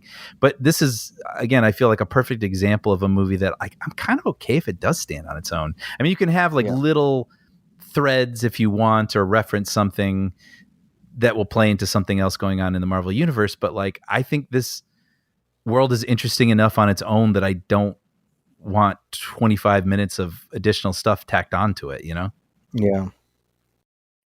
The example I use is Avengers: Age of Ultron, which is a movie that was not particularly loved when it came out by many. But what I have seen is it has grown in estimation among a lot of the fans, knowing now the way it's sort of this key linchpin between what came before it and what comes after it. And so you appreciate in hindsight all the stuff that it's laying into place. Yeah, that's true. And I'm wondering if Wakanda Forever will end up being something in that vein. Yeah. And even going back to what I said about it being on its own, and if for people who aren't who like Black Panther and like some of these movies, but don't feel as like they don't have a map and string on their walls, connecting everything. Because I was trying to explain it to my brother. He's like, should I check it out or not? Because he'll see it someday, but it's like, do I need to go out immediately?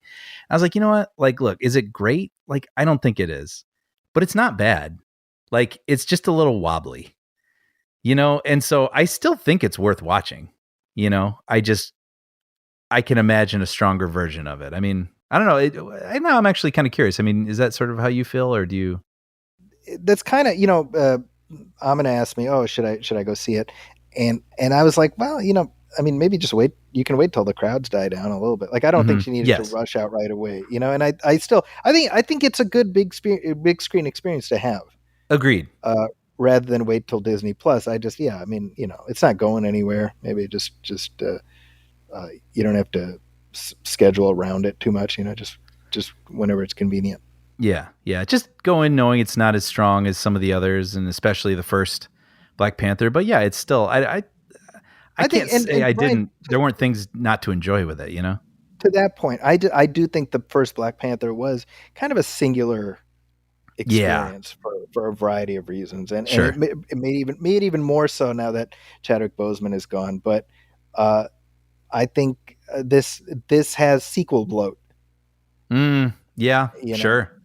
and that's just sort of that comes with it, I guess. I will say this, by the way. I mean, when we get our first glimpse of Killmonger, the crowd I was seeing, it just erupted into Yeah, applause. And I was just like, this character, they need to figure out how to bring this character back in some form, right. because he's clearly very popular. Mm-hmm. I don't know how they would do that while still honoring the arc in the first film, but uh, I think it'd be a shame to just let him go away completely. Multiverse. I mean, that seems like the easy way, right? Yeah. Yeah. Yeah. I mean, because they did a couple of those what if episodes with Michael B. Jordan playing Killmonger, or at least one or two, I think. Right. Mm. He exists. He's out there somewhere, Brian. He's out there. He's out there. That I think I mentioned in an earlier episode. There was a poster with Shuri dressed as the Black Panther and a spectral image of Michael B. Jordan as Killmonger behind her, and I was like, "Why on earth would you put that on the poster?" Mm. Because it ruined two things. Right. Right. So I was like, well, I know Killmonger's in this, and that seemed like it would have been a really cool surprise. It was for me when the camera pans around or dollies around that As soon as chair. she went into the ancestral plane, I was like, well, it's going to be Killmonger. So that's kind of Right. I don't think I would have known that if not for that poster. Yeah, that's too bad.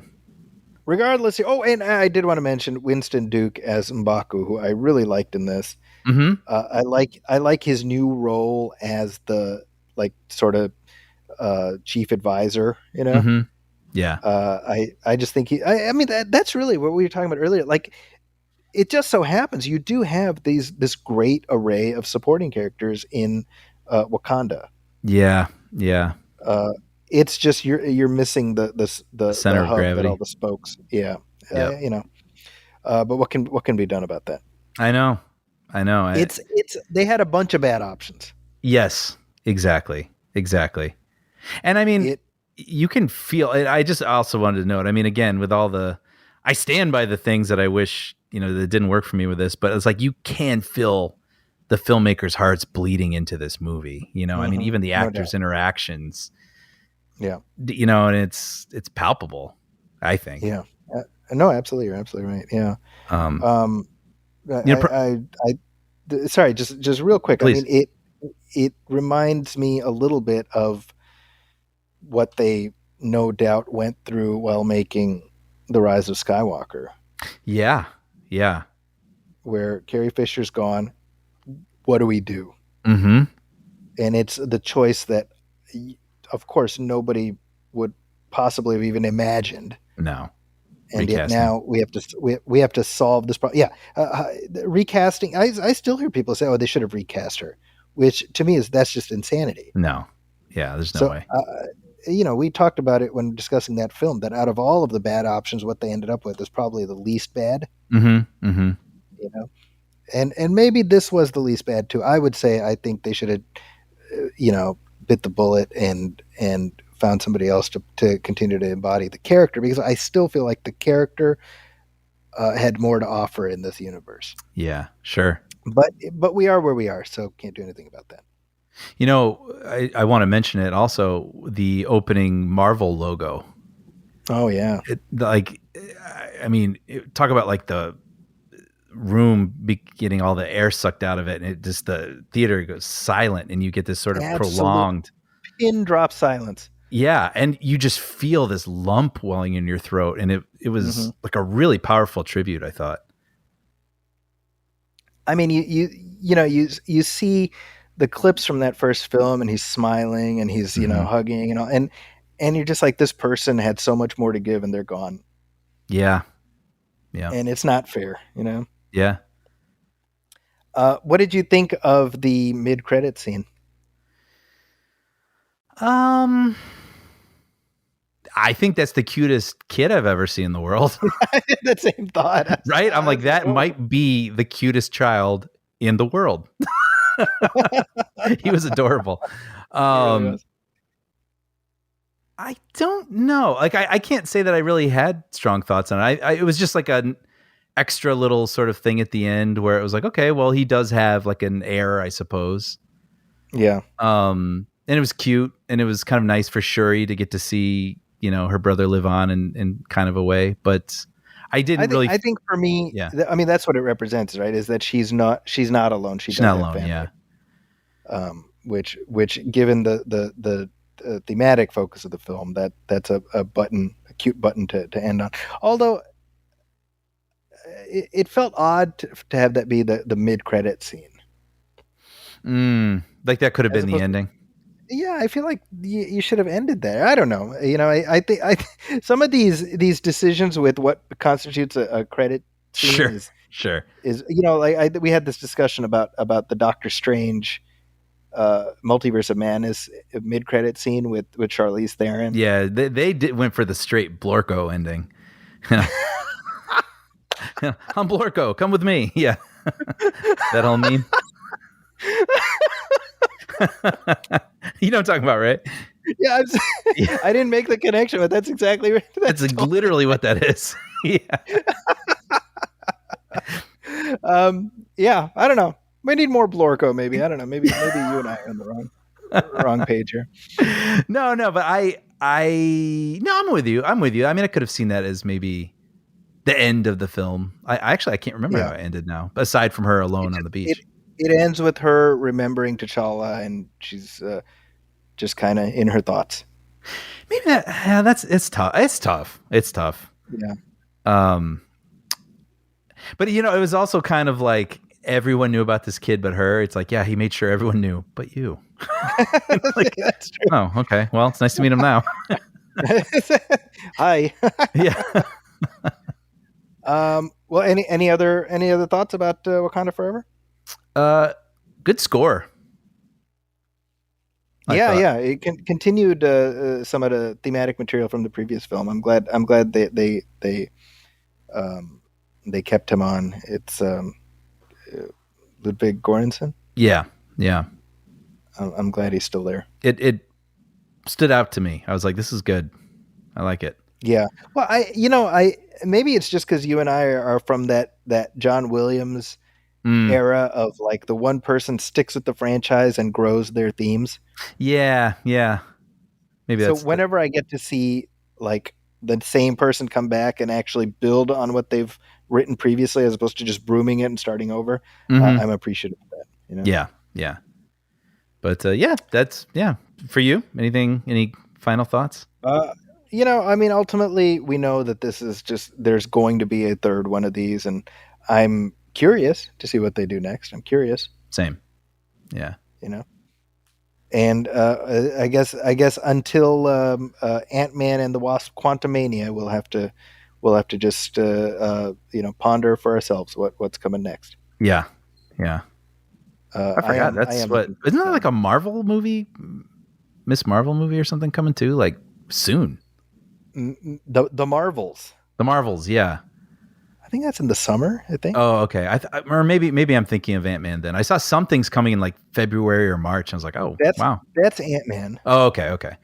And The Marvels is in late July. I see. And in I think in May, it's Guardians of the Galaxy Volume 3. Oh, wow. We're getting a bunch. Yeah, right. So James Gunn is doing double duty for a little while. Yeah. He's a double agent until Guardians 3 comes out. So Well, and we'll have the Although- Guardians holiday special. yeah, I which is assume like in a next couple week, I think. weeks. Yeah. I think it comes out next week, if I'm not Oh mistaken. wow. Okay. So introducing Kevin Bacon into the MCU. That's right. Yeah. So I'm excited about that. But let us know your thoughts about Black Panther: Wakanda Forever. If you disagree with us, maybe you vehemently disagree with us. I'm very curious to hear your thoughts. I would love to hear that. Yeah. You can email us at moviefilmpodcast@gmail.com. You can also hit like on our Facebook page, facebook.com/moviefilmpodcast, and message us there. As always, if you like what we're doing, please go to Apple Podcasts and leave a review, leave a star rating. Every little bit helps, and we are most appreciative. If you're looking for me online, you can find me, at least for the time being, on Twitter at Zacky's Corner. That's the AKIS Corner. Let's see how well that ages. Brian, what about you? I'm on Twitter. The whatever new thing that's coming. Yeah. No, I have Puppy Dog Pal episodes that are dropping, which has been kind of fun. Thanksgiving one just dropped. That it was funny. That was written and made months and months ago, and when I saw it, I was like, "This is exactly what I remember." It was like Wow. such a fun experience, and I was really happy with the way it came out and what the animators did with it and everything. And then I have the Christmas one coming out in like a week, which I'm kind of looking forward to seeing myself. So you can find those on Disney Plus, and Disney Junior. Perfect. As for me, I have my review of Devotion at the San Francisco Chronicle. I've also got some interview features coming up with my conversations with the cast and crew of Willow coming to Disney Plus in just a couple weeks. So look for those there, and I'm sure we'll be talking about at least some of that on our next episode. Yeah. Until then, on behalf of my partner, Brian Hall, my name is Zachy Hassan. This has been Movie Film 258. We'll catch you next time. Thanks, everybody. Welcome, friends, it's the Movie Film Podcast. Movie Film Podcast, enjoy the show. Zachy